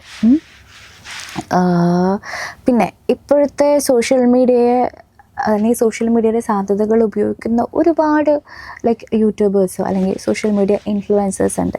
ചിലരോടൊക്കെ എനിക്ക് വളരെയധികം ഒരു ആശ്ചര്യം തോന്നിയിട്ടുണ്ട്, ഭയങ്കര ഒരു മതിപ്പ് തോന്നിയിട്ടുണ്ട്. അവരതെന്ത് രസമായിട്ടാണ് അവരത് ഉപയോഗിക്കുന്നത് കാണുമ്പോഴത്തേക്കും. ഞാൻ നന്നായിട്ട് സോഷ്യൽ മീഡിയ വ്യൂ ചെയ്യുന്ന ഒരാളാണ്. ഇപ്പം കുക്കിംഗ് വീഡിയോസ് കാണാറുണ്ട്, ഇടയ്ക്ക് ബോറടിക്കുമ്പോൾ ഇതുപോലുള്ള ഇങ്ങനെ ലൈവ് വീഡിയോസ് കാണാറുണ്ട്. Then live in the sense ഇതുപോലെ പ്ലാറ്റ്ഫോംസിൻ്റെ വീഡിയോസ്, പുതിയ പുതിയ വിശേഷങ്ങൾ, സിനിമാ വിശേഷങ്ങൾ അറിയാമെന്നുള്ള അങ്ങനത്തെ വീഡിയോസ് കാണാറുണ്ട്. പിന്നെ കുറേ ഇൻഫർമേറ്റീവായിട്ട് ഒത്തിരി ചാനൽസ് ഉണ്ട്.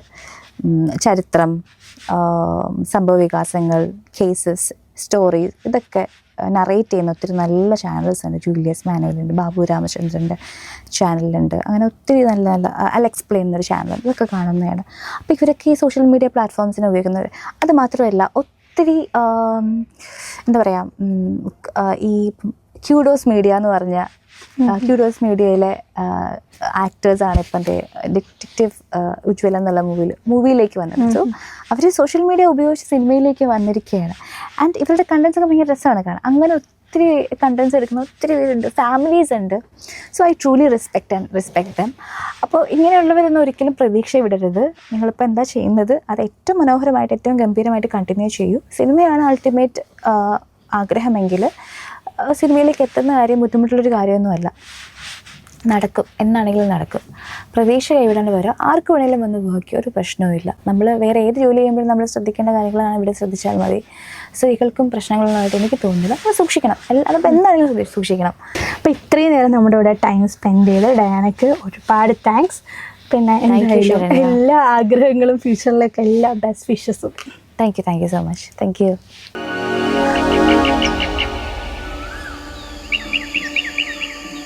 യെസ്, അപ്പം നമ്മൾ ഡയാന ഹമീദിനെ കണ്ടു, വിശേഷങ്ങൾ അറിഞ്ഞു. അത് നല്ലൊരു ഇന്ററാക്റ്റീവ് സെഷൻ ആയിരുന്നു. അത് ഒരുപാട് ഫൺ ടോക്കുകളും അതിനിടെ മറ്റു വിശേഷങ്ങളും ഒക്കെ ആയിട്ട് ഒരു ഉയർന്നു വരുന്നൊരു അല്ലേ കലാകാരിയാണ്. അപ്പം നമുക്ക് ഡയാനയ്ക്ക് എല്ലാവിധ ആശംസകളും നമ്മൾ നേരിടുന്ന മീഡിയ 7ന്റെ സൈഡിൽ നിന്നുള്ള എല്ലാവിധ ആശംസകളും. ഇനിയും ലൈഫിൽ ഒരുപാട് സക്സസ്ഫുൾ ആവട്ടെ. നല്ലൊരു ആക്ട്രസ് ആണ്, നല്ലൊരു അവതാരികയാണ്, സുന്ദരിയാണ്. അപ്പോൾ എല്ലാ ആശംസകളും മീഡിയ 7ന്റെ വക ഞങ്ങൾ അറിയിക്കുകയാണ്. And thank you for being with us here today. അപ്പോൾ മാഡം യാത്രകൾക്ക് പോകാറുണ്ടോ? യാത്രകൾ പോകാറുണ്ട്, പക്ഷെ കുറവാണ്. കാരണം ഈ ജോലിയും ഫാമിലിയും ഒക്കെ ആയിട്ടുള്ള അതിൻ്റെ ഒരു ഇത് വരുമ്പോൾ നമ്മൾ ഇത്തിരി, പക്ഷെ ഭയങ്കര ആഗ്രഹമാണ്. പക്ഷേ അങ്ങനെയുള്ള സമയം അതിനൊക്കെയല്ലേ ഈ ഓണം വെക്കേഷനൊക്കെ വരിക. യൂഷ്വലി ഈ വെക്കേഷൻ ടൈമിലൊക്കെ ആളുകൾ പല പല ട്രിപ്പുകളൊക്കെ നേരത്തെ തന്നെ അഡ്വാൻസ് ആയിട്ട് തന്നെ പ്ലാൻ ചെയ്യും. പിന്നെ എസ്പെഷ്യലി ഈ ഹോട്ടൽസും ഇതൊക്കെ അവർ ബുക്കിങ്സ് ഒക്കെ നേരത്തെ തന്നെ തീരും ചെയ്യും. ഓണം സീസണ് പിന്നെ ഫുൾ ബുക്ക്ഡ് ആയിരിക്കും. പക്ഷെ എന്നെ സംബന്ധിച്ചിടത്തോളം, എനിക്ക് കുറച്ചുകൂടെ പിള്ളേരെയൊക്കെ സംബന്ധിച്ചിടത്തോളം തീരുമാനിക്കുക, ഒരു ബാഗ് എടുത്തിട്ട് പോവാ. നിങ്ങൾക്ക് വേറെ നോക്കാനില്ലല്ലോ. ഞങ്ങൾക്ക് അങ്ങനെയല്ല, പക്ഷേ ഫാമിലി ഉണ്ട്. അപ്പം നമുക്ക് എല്ലാവരുടെ ടൈമിൽ നമ്മുടെ ജോലിയുടെ സമയം അല്ലെങ്കിൽ മക്കളുടെ എക്സാമിൻ്റെ സമയം, വെക്കേഷൻ, അതൊക്കെ നോക്കിയിട്ട് വേണം നമുക്ക് ഓരോന്നും പ്ലാൻ ചെയ്യാനായിട്ട്. പക്ഷെ എൻ്റെ ഒരു കാഴ്ചപ്പാടിൽ നമുക്കൊരു യാത്ര ചെയ്യാൻ കിട്ടുന്ന ഒരു അവസരവും നമ്മൾ പാഴാക്കാൻ പാടില്ല. കാരണം ഈ ഭൂമി അത്രയും സുന്ദരമായിട്ടുള്ള ഒരുപാട് ബ്യൂട്ടിഫുൾ പ്ലേസസ് നമ്മുടെ കേരളത്തിലുണ്ട് അല്ലേ? കേരളം വളരെയധികം വൈവിധ്യങ്ങൾ കൊണ്ടും പച്ചപ്പ് കൊണ്ടും ഒക്കെ ഭയങ്കര ബ്യൂട്ടിഫുൾ ആയിട്ടുള്ള സ്ഥലമാണ്. അപ്പോൾ അതുപോലൊരു സ്ഥലത്തേക്ക് ഞങ്ങൾ നിങ്ങളെ കൊണ്ടുപോവുകയാണ്. ഉടുമ്പൻചോല ഒരു ഫിലിം ഇറങ്ങാനിരിക്കുന്നത് ഉടുമ്പൻചോല വിഷൻ എന്ന് പറഞ്ഞിട്ട്. ഓക്കെ, അപ്പോൾ ആ സ്ഥലത്ത് പോയതിൻ്റെ എക്സ്പീരിയൻസിൽ പറയാണ്. വളരെ മനോഹരമായ ലാൻഡ്സ്കേപ്സ്, വെള്ളച്ചാട്ടങ്ങൾ, പച്ചപ്പൊക്കെ ആയിട്ട് അത്രയും മനോഹരമായ ഒരു വ്യൂ എക്സ്പീരിയൻസ്. അതുപോലെ തന്നെ ക്ലൈമറ്റ്, ഞങ്ങളുടെ ചെറിയ ചാറ്റമഴയും ഒക്കെ ഉള്ള ഒരു ടൈം. നമ്മുടെ ആ ചൂടിന്റെ സമയത്തിലെ അതൊന്നും അവിടെ അത്രയും എഫക്റ്റഡ് ആയില്ല എന്ന് തോന്നുന്നു. ആ ഒരു ഡ്രൈവ് ഉണ്ടല്ലോ, അത് വളരെയധികം നിങ്ങൾ എൻജോയ് ചെയ്യുന്ന അത്രയും ഒരു സെർണിറ്റി ഉള്ള ഒരു സ്ഥലമാണത്. അപ്പോൾ നമുക്ക് ഉടുമ്പൻചോലയുടെ ആ ഒരു മനോഹരമായ കാഴ്ചകളിലേക്ക് ഞങ്ങൾ നിങ്ങളെ ക്ഷണിക്കുകയാണ്. നിങ്ങൾക്കും ഒന്ന് പോകണം എന്ന് തോന്നും എന്നുള്ള കാര്യത്തിൽ എനിക്ക് ഒരു സംശയമില്ല. നിങ്ങൾക്കൊന്ന് പോകണമെന്ന് തോന്നുന്നു. കണ്ടു കഴിയുമ്പോൾ നമുക്ക് അല്ലേ ഇപ്പം തന്നെ പോകാൻ തോന്നും. അതെ, അപ്പോൾ ആ ഒരു കാഴ്ചകളിലേക്ക് മീഡിയ 7 നിങ്ങളെ ക്ഷണിക്കുകയാണ്. ഓക്കെ, നമുക്ക് പോകാം, എല്ലാവർക്കും ഒരുമിച്ച് പോകാം. അതെ, യെസ്.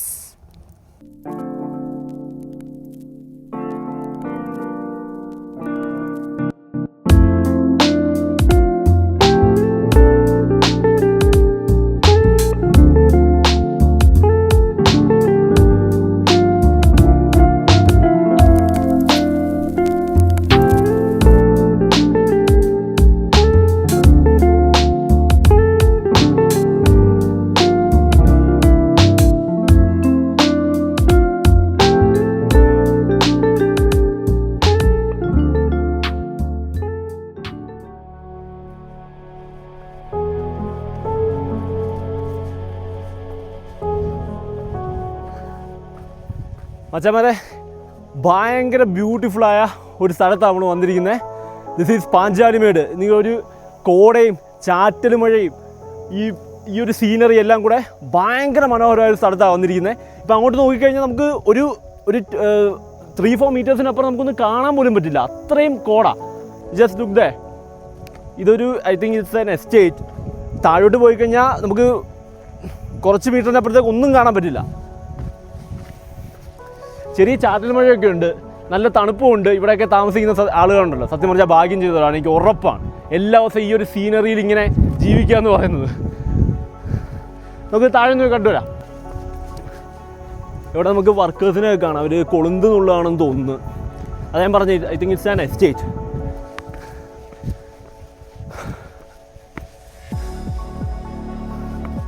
താഴെ കുറേ വീടുകളൊക്കെ ഉണ്ട്.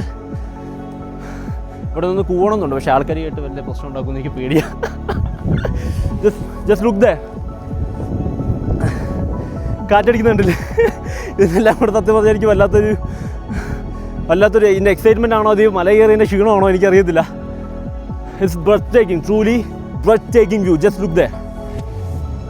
ഇപ്പം ചെറുതായിട്ട് കോട മാറുന്നുണ്ട്, പക്ഷെ അത്ര വേഗത്തിൽ തന്നെ തിരിച്ചു വരികയും ചെയ്യും. നല്ല വഴുക്കലൊക്കെ ഉള്ള സ്ഥലമാണ്. സ്ഥലം മറക്കണ്ട, പാഞ്ചാലിമേട്. നമ്മൾ പാഞ്ചാലിമേട് എത്തുന്നതേ ഉള്ളൂ, പക്ഷെ അതിന് കുറച്ച് മുമ്പുള്ള ഒരു സ്ഥലമാണ്. ഇപ്പോൾ നേരെ പോയി കഴിഞ്ഞാൽ ഇവിടുന്ന് പാഞ്ചാലിമേട് ഹിൽ സ്റ്റേഷൻ ഉണ്ട്, നമുക്ക് അവിടെയൊക്കെ എക്സ്പ്ലോർ ചെയ്യുന്നുണ്ട്. ബൈ ദ വേ,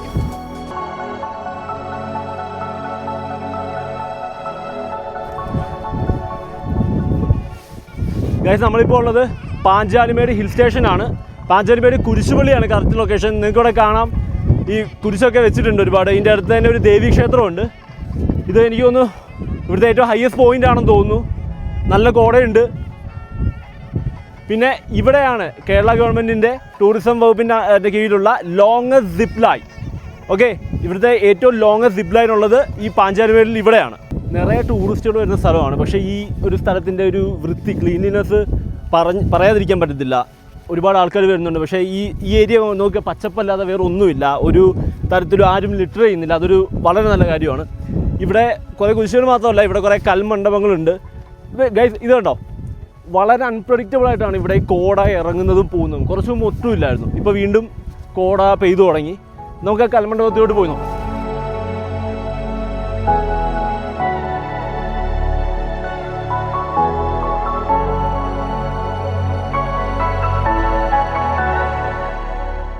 ഇവിടെ ഒരുപാട് കൽമണ്ഡപങ്ങളുണ്ടെന്ന് പറഞ്ഞല്ലോ, അതുപോലെ അടുത്താണ് കയറി നിൽക്കുന്നത്. ഇവിടെ നോക്കിയാലും ഏത് ആംഗിളിൽ ക്യാമറ വെച്ചാലും ഏറ്റവും ബെസ്റ്റ് വ്യൂ കിട്ടുന്നൊരു സ്ഥലം അതാണിത്.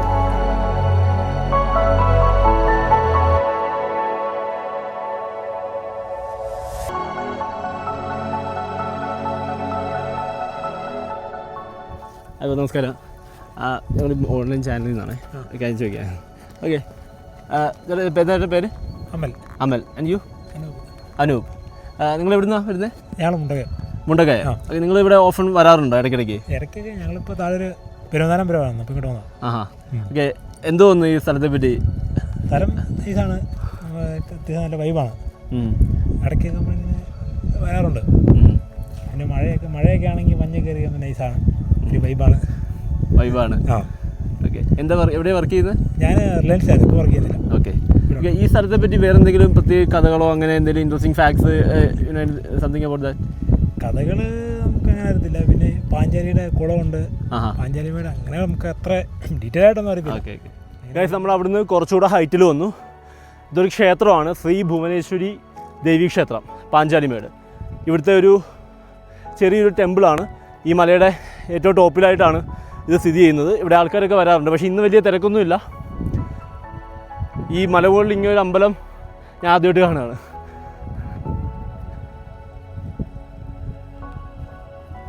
ശ്രീ വള്ളിയങ്കാവ് ദേവി അങ്ങനെ ഒരു പ്രതിഷ്ഠയാണ് ഇവിടെ ഉള്ളത്. ഇപ്പോൾ നടയടച്ചിരിക്കുകയാണ്, കാരണം സമയം ഇത്ര ആയതുകൊണ്ട് നടയടച്ചിരിക്കുകയാണ്. ഇവിടെ ഒരുപാട് ആൾക്കാരൊന്നുമില്ല. ഒരു ചെറിയ അമ്പലമാണ്, പക്ഷേ നന്നായിട്ട് മെയിൻറ്റെയിൻ ചെയ്തിട്ടുണ്ട്.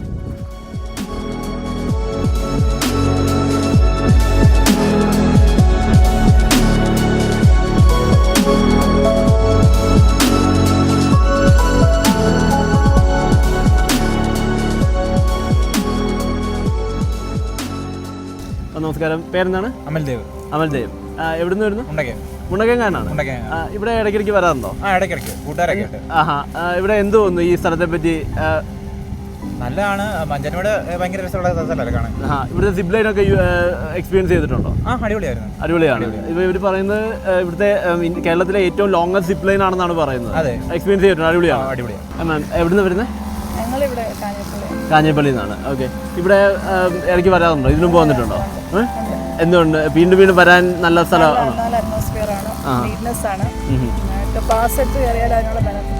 ഓക്കെ. ഉണ്ട്. ഈ സ്ഥലത്തെ പറ്റി എന്താണ് അറിയാവുന്നത്?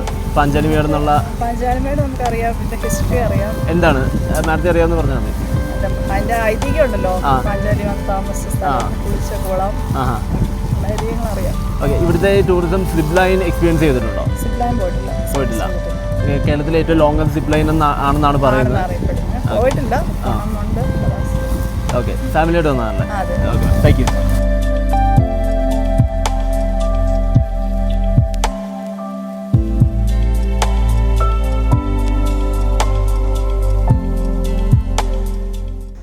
ഗൈസ്, നമുക്കിപ്പോൾ ഒരു ചായ കുടിക്കാനുള്ള മൂടാണ്. ഇതിവിടുത്തെ ഒരു ലോക്കൽ ചായക്കടയാണ്. നമുക്ക് ഒരു ചായ കുടിച്ചോട്ടെ. ചേട്ടാ, ഈ സ്വീറ്റ്സ് കാര്യങ്ങളൊക്കെ ഇവിടെ തന്നെ ഉണ്ടാക്കുന്നതാണോ? ഇത് നമ്മൾ വീട്ടിൽ ഉണ്ടാക്കിക്കൊണ്ട് വരുന്നതാണ്. അതിൽ ഒട്ടുമുക്കാലും സാധനങ്ങൾ നമ്മൾ വീട്ടിൽ ഉണ്ടാക്കിക്കൊണ്ട് വരുന്നതാണ്. ഓക്കെ, അപ്പോൾ ഈവനിങ് സ്പെഷ്യലായിട്ട് അങ്ങനെ വേറെ എന്തെങ്കിലും എന്തൊക്കെയാ? അത് ചപ്പാത്തി, അപ്പം, അല്ലെ കപ്പ ബിരിയാണി അങ്ങനെയുള്ള സാധനങ്ങളൊക്കെ ഉണ്ടാക്കി കൊടുക്കുന്നുണ്ട്. ഈവനിങ് ഒക്കെ കച്ചവടമാണോ? ആൾക്കാർക്ക് എൻജോയ് ചെയ്യുന്ന സ്ഥലമാണ്. അതെ. ഞാൻ 2 വർഷമായതാണ്. ഞാൻ ഫോറസ്റ്റ് വാച്ചറായിരുന്നു. സ്ട്രോക്ക് വന്നതിനോടുകൂടി പിന്നെ നടക്കാറായി വരുന്നതുള്ളൂ. അന്നേരം ഇതുകൊണ്ടൊക്കെ ഇരിക്കുന്നു, ഇതുകൊണ്ടൊക്കെ കഴിഞ്ഞു പോകുന്നു. വീട്ടിലെ 2 മക്കളാണ്. മോള് ഫാർമസി പഠിച്ച് മൂലമറ്റത്ത് ആശുപത്രിയിൽ ജോലി നോക്കുന്നു. മോൻ 8ാം ക്ലാസ്സിൽ പഠിക്കുന്നു. Wife forest peon. ഫോറസ്റ്റിൽ വണ്ടമ്പതാല് എന്ന് പറഞ്ഞാൽ Erumeli range Kottayam division. View പോയിന്റാണ്. 4 ജില്ലകളാണ് കാണാം. ഈ മലയുടെ മുകളിൽ കയറിയാൽ 4 ജില്ലകൾ കാണാം. ഇടുക്കി ജില്ല, പത്തനംതിട്ട, ആലപ്പുഴ, കോട്ടയം. ആലപ്പുഴയിലെ ലൈറ്റ് ഹൗസ് ഒക്കെ ഈ വേനക്കൊക്കെ നല്ല കാണാം. ഗുഹയുണ്ട്, തൊട്ട് താഴെയായിട്ടുണ്ട്. അങ്ങനെ വേനലായി കഴിഞ്ഞാൽ ഇറങ്ങിപ്പോവാം. നമുക്ക് അത്യാവശ്യം പോവാം. ആൾക്കാർക്ക് തന്നെ ഇവിടെ താമസിക്കുന്നവർക്ക് അറിയാം.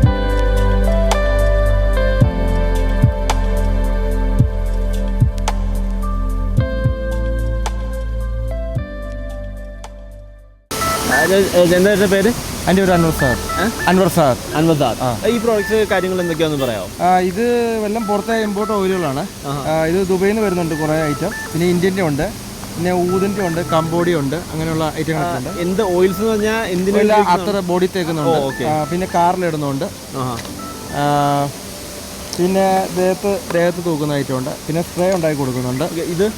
ഇതെല്ലാം പുറത്തെ ഗ്രേഡ് കൂടിയ ഓയിലുകളാണ്. ഇതെല്ലാം വണ്ടിയിലിടാനും യൂസ് ചെയ്യാനും ഒക്കെ ഉപയോഗിക്കുന്ന ഓയിലുകളാണ്. ഓക്കെ, ചേട്ടൻ്റെ ഷോപ്പായിട്ട് എന്തെങ്കിലും ഉണ്ടോ? ഷോപ്പായിട്ടില്ല, ഞാനിവിടെ സ്ഥിരമായിട്ട് കച്ചവടം 10-16 വർഷമായിട്ട് ബിസിനസ്സാണ്. ഓക്കെ, ഇവിടെ എപ്പോഴും ഇത്രയും തിരക്കുണ്ടാവാറുണ്ട്? ഇതിൽ കൂടുതൽ തിരക്കുണ്ട്. ഇതിന് കൂടുതൽ തിരക്കുണ്ട്. ഈ കുരങ്ങന്മാരൊക്കെ ഇതിലും ശല്യം അങ്ങനെ പ്രശ്നമൊന്നുമില്ല? ഓ, ഇല്ല, എല്ലാവരും നല്ലപോലെ. ഓക്കെ, ഇവിടുത്തെ ഈ ഹോസ്പിറ്റൽസ് ബാക്കി സർവീസ് ഒക്കെ എങ്ങനെയാണ് ഈ ഒരു ഏരിയയിൽ? കുഴപ്പമില്ല, നല്ല ഇതായിട്ടാണ്. ഞാൻ ഇവിടെ തന്നെയാണോ? അതെ, ഞാൻ കുറച്ച് താഴെ.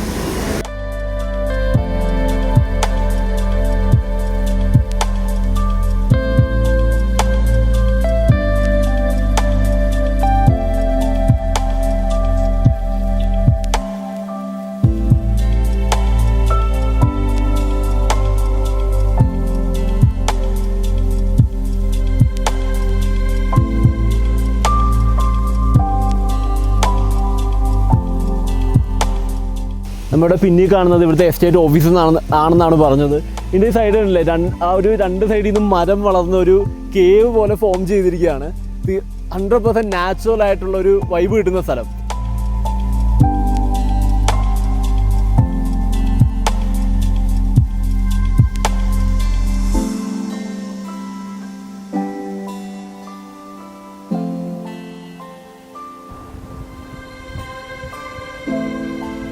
അപ്പോൾ നമ്മുടെ പിന്നിൽ കണ്ടില്ലേ, നല്ല ചൂട് പായസം വെക്കുന്ന ഒരു ചേച്ചിയും കുറച്ച് ആൾക്കാരും ഉണ്ട്. നമുക്കൊന്ന് അവിടെ വിശേഷങ്ങളൊന്ന് അറിഞ്ഞ് ആ ചൂട് പായസം ഒന്ന് പറ്റുമെങ്കിൽ ഒന്ന് ടേസ്റ്റ് ചെയ്തിട്ട് വരാം. നോക്കാം. ഇത് നല്ല പാലട പായസമാണ്.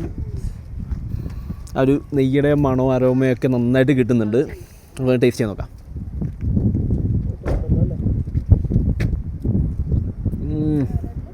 മച്ചാനെ, സൂപ്പർ. ചേച്ചിയുടെ പേരെന്താ? എൻ്റെ പേര് സുബീന. ഇത് എത്ര നാളായി ഇങ്ങനെ ഈ പായസം? 2 വർഷമാകുന്നു. 2 വർഷമായി. നല്ല കച്ചവടമൊക്കെ ഉണ്ട്. അത്യാവശ്യം. ഇത് നിങ്ങൾ വീട്ടിൽ തന്നെ പ്രിപ്പയർ ചെയ്യുന്നതാണോ? രാവിലെ എഴുതി നമ്മൾ തന്നെ ഉണ്ടാക്കി, നമ്മൾ തന്നെ കൊണ്ടുവന്ന്, നമ്മൾ തന്നെ കച്ചവടം ചെയ്ത്, നമ്മൾ തന്നെ കാര്യങ്ങളെല്ലാം നോക്കും. ഓക്കെ. അപ്പോൾ ഇവിടെ ഏറ്റവും കൂടുതൽ ആൾക്കാർ വരുന്ന ടൈം എപ്പോഴാണ്? രാവിലെ ഒരു 11 തൊട്ട് ഒരു അരമണിക്കൂർ നേരം നല്ല തിരക്ക് കാണും. പിന്നെ അത് കഴിഞ്ഞിട്ട് പിന്നെ ഉച്ച കഴിഞ്ഞിട്ടാണ് നല്ല തിരക്ക്.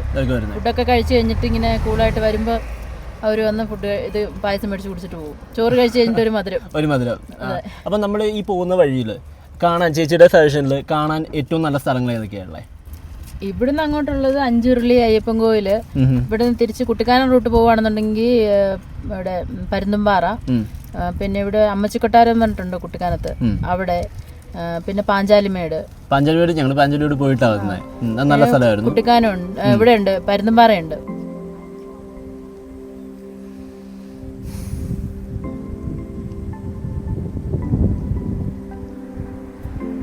നിങ്ങൾ വിഷ്വൽ കണ്ടില്ലേ? ഇതൊക്കെ കാണുമ്പോഴാണ് എനിക്ക് തോന്നുന്നത് നമുക്ക് എല്ലാവർക്കും ഒരു ബ്രേക്ക് വേണം. നമ്മുടെ എല്ലാ തിരക്കുകളിൽ നിന്നും മാറി ഒരു ബ്രേക്ക്. നമ്മുടെ ഇത്രയും നല്ലൊരു സ്ഥലങ്ങളും ഈ വ്യൂ ഒക്കെ നമുക്ക് വേണ്ടി ഉണ്ടാക്കിയിട്ടുണ്ട്. ഇതൊക്കെ കാണാതെ നമ്മൾ ഈ ലൈഫിൽ എന്ത് അച്ചീവ് ചെയ്താലും അത് നല്ലതാണ്, അത് നിലനിൽക്കുമെന്ന് എനിക്ക് തോന്നുന്നില്ല. Just look at this.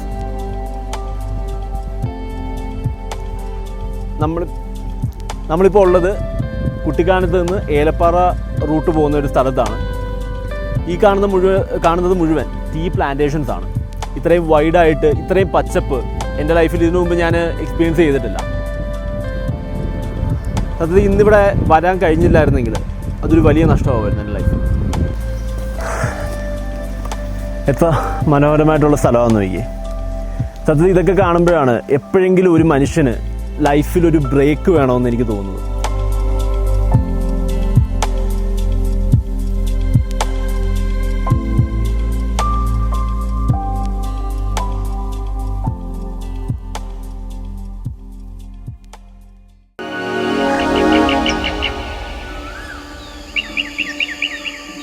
Such A beautiful place അല്ലേ? കാണുമ്പോൾ ഫുൾ ഗ്രീനറി, എന്ത് ഭംഗിയാണ് കേരളമാണിത്. പലരും കണ്ടിട്ടില്ലാത്ത ഒരു കേരളം. പക്ഷേ ഡ്രൈവ് എങ്ങനെയായിരുന്നു ശരിക്കും? ഭയങ്കര ഒരു ഹെയർപിൻ വളവ്, ആ ഒരു ഹെയർപിന്നും ട്രാഫിക്കും ഒക്കെ ഉണ്ട്. പക്ഷെ അതെല്ലാമാണല്ലോ ഇത് ഈ ഒരു യാത്രയുടെ എക്സ്പീരിയൻസ് എന്ന് പറയുന്നത്. ആര് വണ്ടി എടുത്ത് പോയാലും ഡ്രൈവ് കെയർഫുള്ളി. അവിടെ നമുക്ക് ഏതൊരു സമയത്തും അസിസ്റ്റൻസ് ഉള്ളൊരു സമയമാണ്. അഡ്വഞ്ചറസ് ആയിരുന്നോ? തീർച്ചയായിട്ടും ചില ഓഫ് റോഡുകളൊക്കെ ഉണ്ടായിരുന്നത് കാണാം. പക്ഷെ നമ്മുടെ പോലീസിന്റെ ഭാഗത്തു നിന്നാണെങ്കിലും ഒരു എമർജൻസി ഉണ്ടായാലും അസിസ്റ്റൻസിനൊക്കെ അതിനൊക്കെ അവിടെ ഒരു ഫുള്ളി സെറ്റാണ്. അതൊരു കേരളത്തിലെ ഏറ്റവും നമ്പർ 1 ടൂറിസ്റ്റ് സ്പോട്ടുകളൊന്നാണ് ആ ഇടുക്കി, ആ ഒരു ഹൈ റേഞ്ച് എന്ന് പറയുന്നത്. ഇടുക്കി എന്ന് പറയുമ്പോൾ എനിക്ക് ആ ഫിലിം നമ്മുടെ ഫഹദ് ഫാസിലിന്റെ മഹേഷിന്റെ പ്രതികാരമൊക്കെ ആ ഇടുക്കിനെ ഹൈലൈറ്റ് ചെയ്ത് പറയുന്ന പാട്ട് ഭയങ്കര രസമാണ് കേൾക്കാൻ. അതിനെയൊക്കെ അർത്ഥവത്താക്കുന്ന ഒരു വ്യൂ അവിടെ ഉണ്ട്. നിങ്ങൾ പോയി കാണണം എന്ന് തന്നെയാണ് ഞങ്ങളുടെ ആഗ്രഹം. തീർച്ചയായിട്ടും സത്യമാണ്. പോയി കണ്ട് എക്സ്പീരിയൻസ് ചെയ്യേണ്ട ഒരു പ്ലേസ് ആണെന്നാണ് ജിക്കു പറയുന്നത്. അപ്പൊ ഒരുപാട് പേര് പോയിട്ടുണ്ടാവും അല്ലേ? ശരിക്കും അത്യാവശ്യം നല്ല ടൂറിസ്റ്റ് എന്ന് പറഞ്ഞാൽ മലയാളികൾ മാത്രമല്ല, നോർത്തിൽ നിന്ന് ഫോറിനേഴ്സ് ഒക്കെ വരും. അത് കാരണം അവര് എവിടെയെങ്കിലും കൊച്ചിയിലായിരിക്കും ചിലപ്പോൾ ആദ്യം വരിക, പക്ഷെ ഇതിനെപ്പറ്റി കേട്ട് അറിഞ്ഞ് അങ്ങോട്ട് പോകുന്ന ആൾക്കാരുണ്ട്. അപ്പോൾ എല്ലാവരും ഒന്ന് എക്സ്പീരിയൻസ് ചെയ്യേണ്ട വഴി തന്നെയാണ്. പിന്നെ അപ്പോൾ നമ്മളിപ്പോൾ ഈ ഓണത്തെ വെച്ച് ഞങ്ങൾ തുടങ്ങുന്നത് തിരുവോണമൊക്കെ ആണല്ലോ. അപ്പോൾ നമ്മൾ ഈ മീഡിയ 7 ടീം ഈ ഓണവിശേഷങ്ങൾ, നമ്മുടെ ജനങ്ങളുടെയൊക്കെ ഓണവിശേഷങ്ങൾ അറിയാനായിട്ട് നമ്മളൊരു ജസ്റ്റ് ഒന്നൊരു ഔട്ട്ഡോർ പോയിരുന്നു. അപ്പോൾ നമ്മൾ അതെ, കാരണം പ്രായഭേദമന്യേ നമ്മളൊരു ജസ്റ്റ് ഒരു ഇൻറ്ററാക്ഷൻ നടത്തിയിരുന്നു. അപ്പം ഇത്തിരി പ്രായം ചെന്നവരുണ്ട്, ഒരു മിഡിൽ ഏജ് ആയിട്ടുള്ള വ്യക്തികളുണ്ട്, എസ്പെഷ്യലി നമ്മുടെ യങ്സ്റ്റേഴ്സ്, അവരൊക്കെയാണ് ഏറ്റവും വൈബ് കേട്ടോ ശരിക്കും. അപ്പോൾ അവർക്കായിട്ടൊരു ഇൻറ്ററാക്ഷൻ എങ്ങനെയാണ് അവരുടെ ഓണം, അതായത് ഇപ്പോഴത്തെ യങ്സ്റ്റേഴ്സിൻ്റെ ഒരു ഓണവും കുറച്ച് വർഷങ്ങൾക്ക് മുമ്പുള്ളൊരു ഓണവും പഴയ ഓണവും ഒക്കെ അപ്പോൾ നമുക്ക് ശരിക്കും അത് മനസ്സിലാവുന്നുണ്ട്. ആ ഒരു ഫീല് തന്നെ നമുക്ക് ശരിക്കും അവർക്ക് സംസാരിച്ചപ്പോൾ എല്ലാവരുടെയും എക്സൈറ്റ്മെന്റ് ഒന്ന് തന്നെ ആയിരിക്കും. പക്ഷേ ആ ഒരു ആഘോഷിക്കുന്ന ഒരു രീതിയൊക്കെ ഒരുപാട് മാറി കാലം അത്രയധികം പുരോഗമിച്ച് കഴിയുമ്പോഴും ചില ഓണത്തിൻ്റെ ആ പ്യൂരിറ്റി ചിലപ്പോൾ നഷ്ടപ്പെടാനുള്ള ചാൻസ് ഉണ്ട്. പക്ഷെ എങ്കിലും എല്ലാവർക്കും വൈബ് ഉണ്ട്. ഓണത്തിൻ്റെ വൈബ് എല്ലാവർക്കും ഉണ്ട്. അപ്പോൾ നമുക്ക് ആ ഒരു ഓണവിശേഷങ്ങളിലേക്ക് ഒന്ന് കടന്നു ചെല്ലാം. നമുക്ക് പല സ്ഥലങ്ങളിൽ ഞങ്ങൾ മെറൈൻ ഡ്രൈവിൽ പോയി, അതേപോലെ ബ്രോഡ്വേയിൽ പോയിരുന്നു. അപ്പോൾ അങ്ങനെ കുറച്ച് സ്ഥലങ്ങളിലൊക്കെ ഞങ്ങൾ പോയി ഒരു ഇൻറ്ററാക്ഷൻ. അപ്പോൾ നമുക്ക് ജസ്റ്റ് അത് ആളുകൾക്ക് എന്താണ് ഓണത്തെ പറ്റിയുള്ള ഓർമ്മകൾ, അവരുടെ അഭിപ്രായങ്ങൾ ഒക്കെ എന്താണെന്ന് കേട്ടിട്ട് വരാം. യെസ്.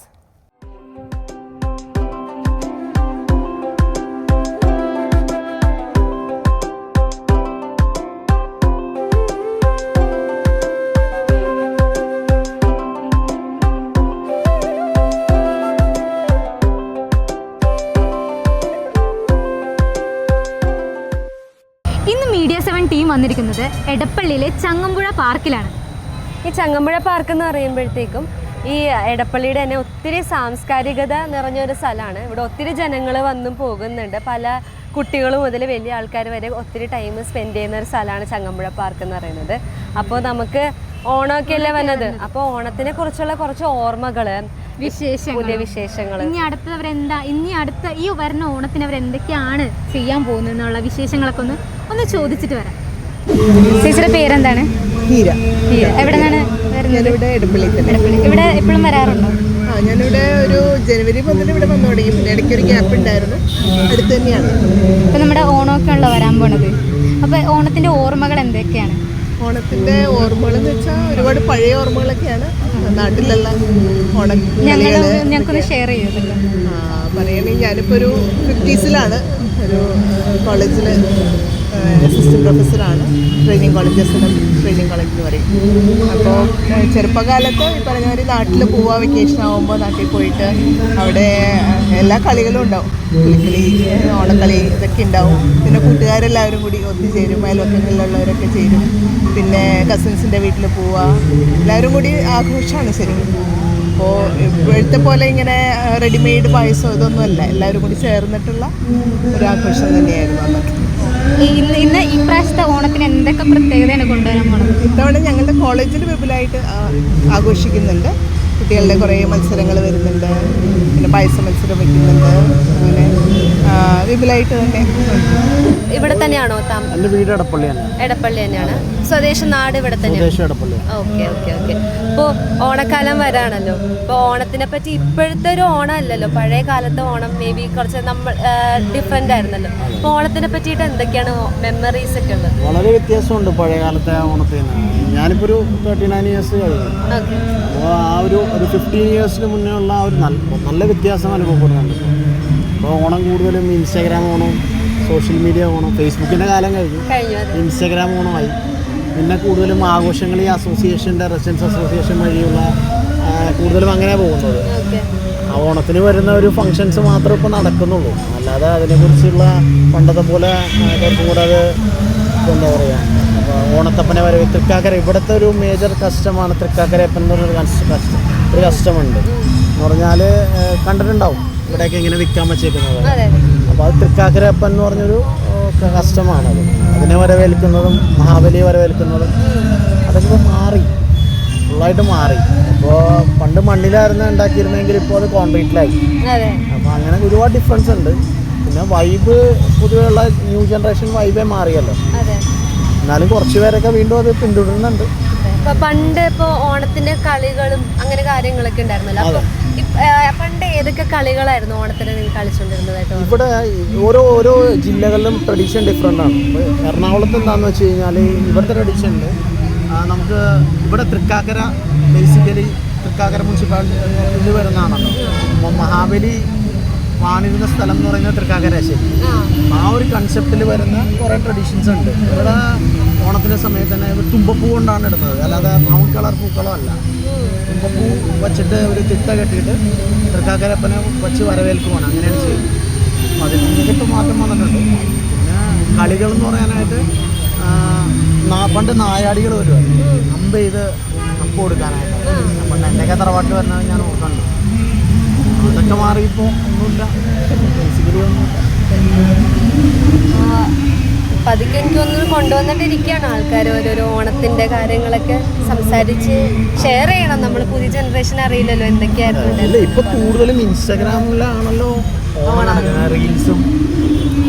പിന്നെ ഈ ജനറേറ്റ് ഓരോ ഇൻസ്റ്റിറ്റ്യൂഷനിലാണെങ്കിൽ തന്നെ അവിടുത്തെ ആ ഒരു ഡേ സ്പെസിഫിക് ആയിട്ട് വെച്ചേക്കുക ഓണം സെലിബ്രേഷൻ. തിരുവോണത്തിന് എല്ലാവരും വീട്ടിലായിരിക്കും, നാട്ടിലായിരിക്കും. അങ്ങനെയാണല്ലോ നടക്കുന്നത്. ഈ പ്രാവശ്യം നല്ലൊരു ഓണം കിട്ടട്ടെ.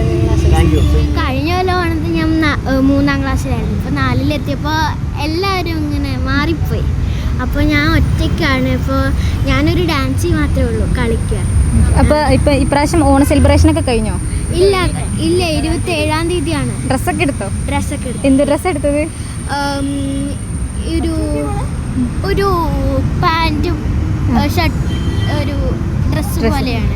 സദ്യയൊക്കെ കഴിക്കാറില്ലേ? സദ്യയിൽ ഏതാ ഇഷ്ടം കൂടുതൽ? പായസം. എന്ത് പായസം ഇഷ്ടം? പാലട പായസം. പാലട പായസോ? കുറേ കുടിക്കുമോ അതൊക്കെ? ആണോ? ഇപ്പം എന്താണ് കഴിഞ്ഞ ഓണത്തിനില്ലേ, കഴിഞ്ഞ ഓണത്തിന് കുറേ പരിപാടികളൊക്കെ ഉണ്ടായിരുന്നു. ഏതെങ്കിലുമൊക്കെ പങ്കെടുത്തു വന്നിട്ട്? ഈ കൊല്ലം പങ്കെടുക്കോ? എല്ലാത്തിലും ജയിക്കോ? വന്നിട്ട് സമ്മാനമൊക്കെ മേടിക്കോ? Okay, thank U.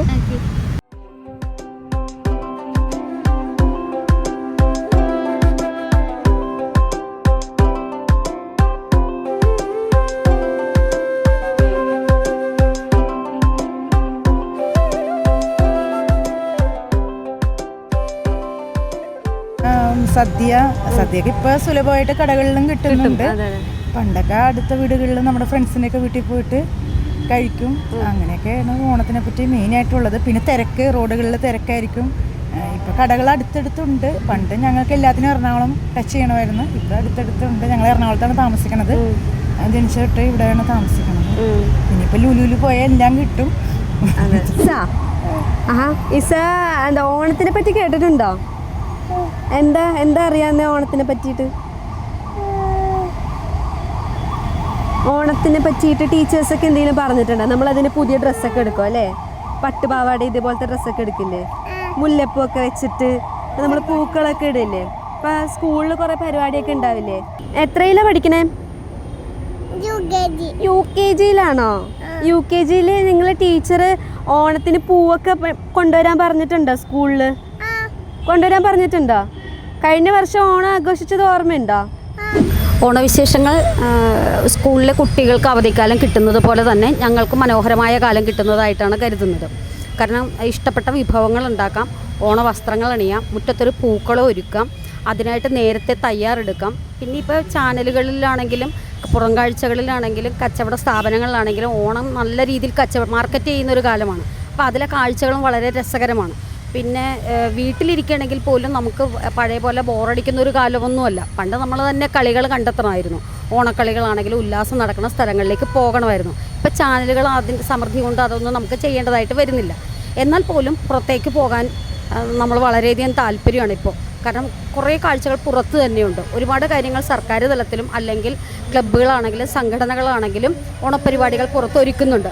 ഹോട്ടലുകളിൽ അല്ലെങ്കിൽ പാർക്കുകളിൽ അല്ലെങ്കിൽ സാംസ്കാരിക വേദികളിലൊക്കെ തന്നെ നിരവധി പരിപാടികൾ നമുക്കായിട്ട് ഒരുക്കുന്നുണ്ട്. അപ്പോൾ ആ വേദികളിലൊക്കെ ഒന്ന് പോകാനും പുതിയ പരിപാടികൾ കാണാനും മൺമറഞ്ഞു പോയി എന്ന് നമ്മൾ വിശ്വസിക്കുന്ന പല കലാരൂപങ്ങളും വീണ്ടും തിരികെ കൊണ്ടുവരുന്നതൊക്കെ കാണുന്നത് വളരെ സന്തോഷം നൽകുന്നതാണ്.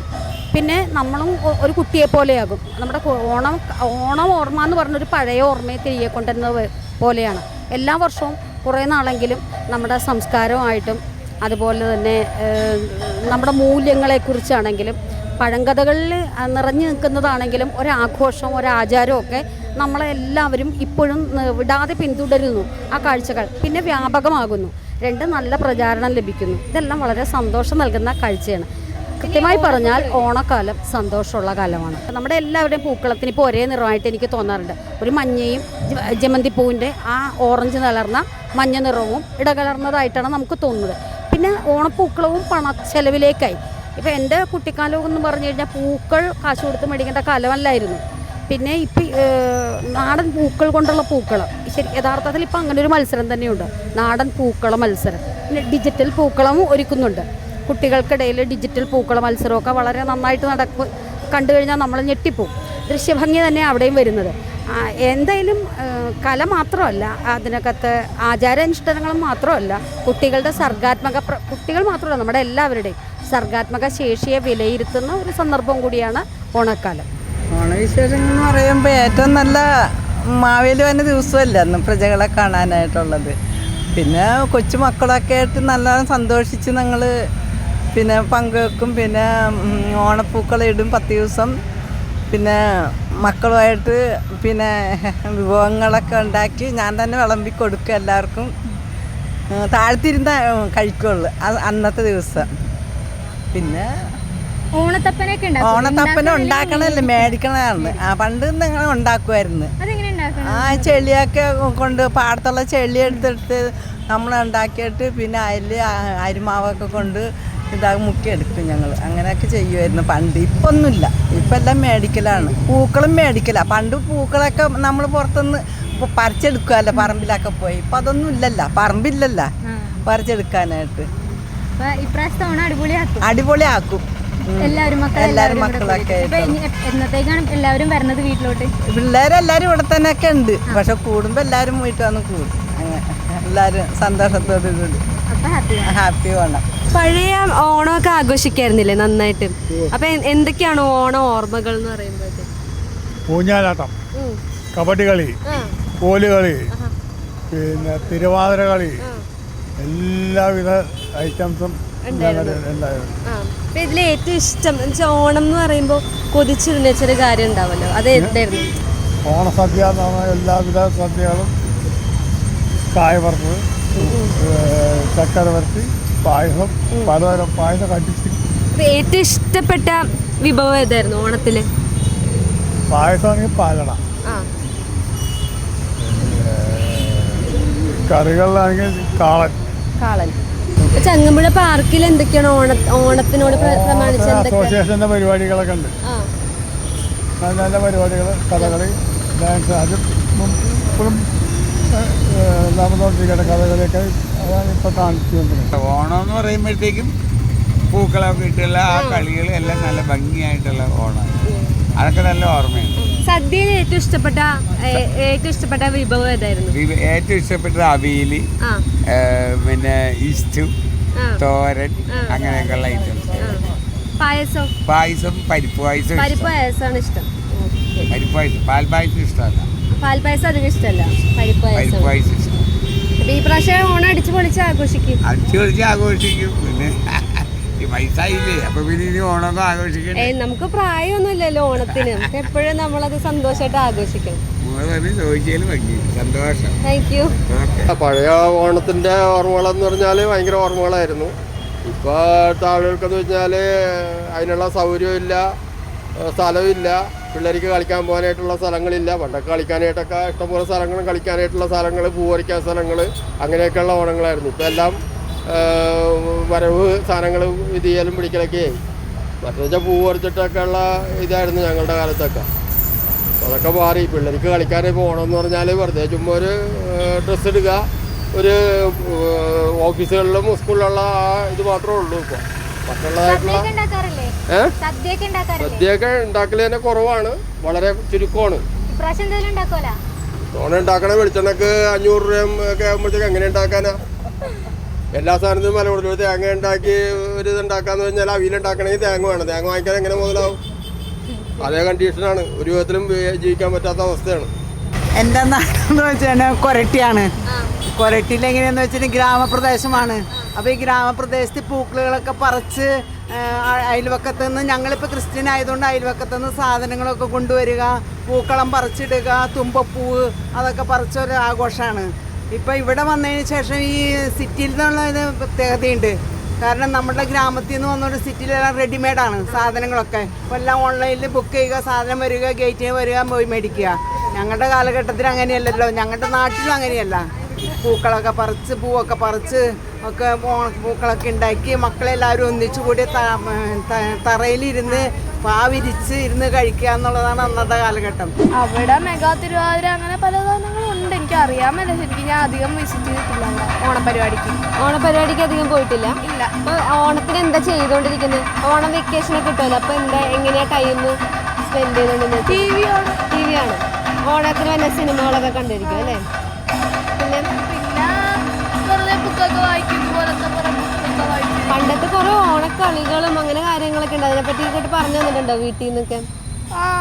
അവര് പറയണ തിരുവാതിരയൊക്കെ ഉണ്ടായിരുന്നു പണ്ട്, ഇപ്പം അധികം കാണാറില്ല. അങ്ങനെയൊക്കെ പറയും അല്ലേ?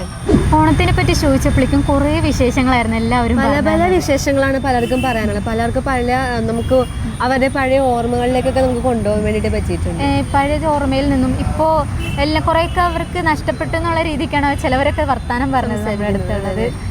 അപ്പോൾ ഈ ഓണം എന്ന് പറയുന്നത് ഇപ്പോൾ എല്ലാവർക്കും തന്നെ കുട്ടിക്കാലത്തേക്കാണ് പലരും പോയിക്കൊണ്ടിരുന്നത്. അപ്പോൾ ഇപ്പോഴത്തെ കുട്ടികൾക്കൊന്നും മേ ബി ഈ ഓണം ഒന്നും കിട്ടുന്നുണ്ടാവില്ലായിരിക്കുമല്ലോ. അപ്പോൾ എല്ലാവർക്കും ഡ്രസ്സ് എടുക്കണം എന്നുള്ളൊരു ചിന്ത മാത്രമേ ഒരു ഹോളിഡേ കിട്ടുന്ന ഒരു ദിവസമായിട്ടാണ് ഓണം മാറിയിരിക്കുന്നത്. അപ്പോൾ എല്ലാവരും ഓണം എന്ന് പറയുന്നത് കേരളത്തിൻ്റെതും നമ്മുടെ തനതായ ഒരു ഉത്സവം കൂടിയാണ്. നമ്മുടെ ചരിത്രം ഉറങ്ങുന്ന ഒരു ആഘോഷമാണ്. അപ്പോൾ അതെല്ലാവരും തന്നെ മനസ്സറിഞ്ഞ് സന്തോഷത്തോടെ ആഘോഷിക്കുക, അത് സന്തോഷിക്കുക. ഒത്തൊരുമയുടെ ഒരു ഉത്സവമാണ് ഓണം എന്ന് പറയുന്നത്. അപ്പോൾ എല്ലാവരും അതുകൊണ്ട് സന്തോഷിച്ച് ആഘോഷിക്കാൻ വേണ്ടി ശ്രദ്ധിക്കുക. അപ്പോൾ എല്ലാവർക്കും നല്ലൊരു ഓണം നമുക്ക് ആശംസിച്ചുകൊണ്ട് മീഡിയ 7 വീണ്ടും വരുന്നതാണ്.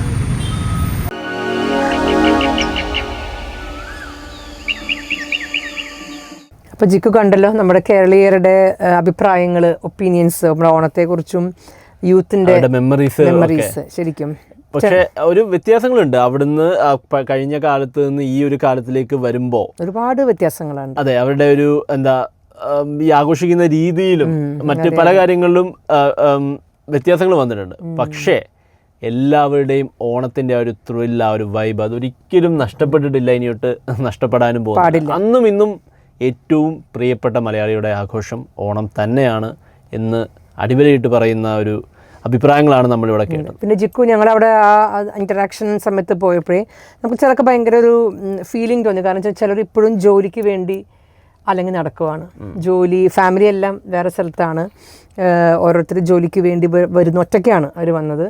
അപ്പോൾ ആ സമയത്ത് നമ്മളൊക്കെ ഈ ഓണത്തിൻ്റെ ആഘോഷങ്ങളും സെലിബ്രേഷൻസ് ഒക്കെ ചെയ്യുമ്പോഴും സെലിബ്രേറ്റ് ചെയ്യാൻ പറ്റുന്നുണ്ടാവുമോ? അതെ, ആ മൂഡിലാണെങ്കിലും ചിലവർ ഇപ്പോഴും ജോലി അന്വേഷിച്ച് നടക്കുന്നത് നമുക്കത് ഭയങ്കര ഒരു ടച്ചിങ് ആയിട്ട് എനിക്ക് തോന്നി. കാരണം നമ്മൾ ഈ ആഘോഷങ്ങളൊക്കെ പറയുമ്പോഴേ ഒരുപാട് പണം ചിലവാക്കി പല സ്ഥലങ്ങളിലും ഓണാഘോഷങ്ങളും സെലിബ്രേഷൻസൊക്കെ നടക്കുമ്പോൾ എനിക്ക് ഭയങ്കരമായിട്ട് ഫീൽ ചെയ്തു. അങ്ങനെ ഒന്ന് രണ്ട് പേരുടെ, കാരണം അവരും ജോലിക്ക് വേണ്ടി ഫാമിലി നാട്ടിലാണ്, ജോലി കിട്ടിയിട്ടില്ല, പിന്നെ ഓണത്തിൻ്റെ സമയമാകുമ്പോൾ തിരിച്ചു പോകണം.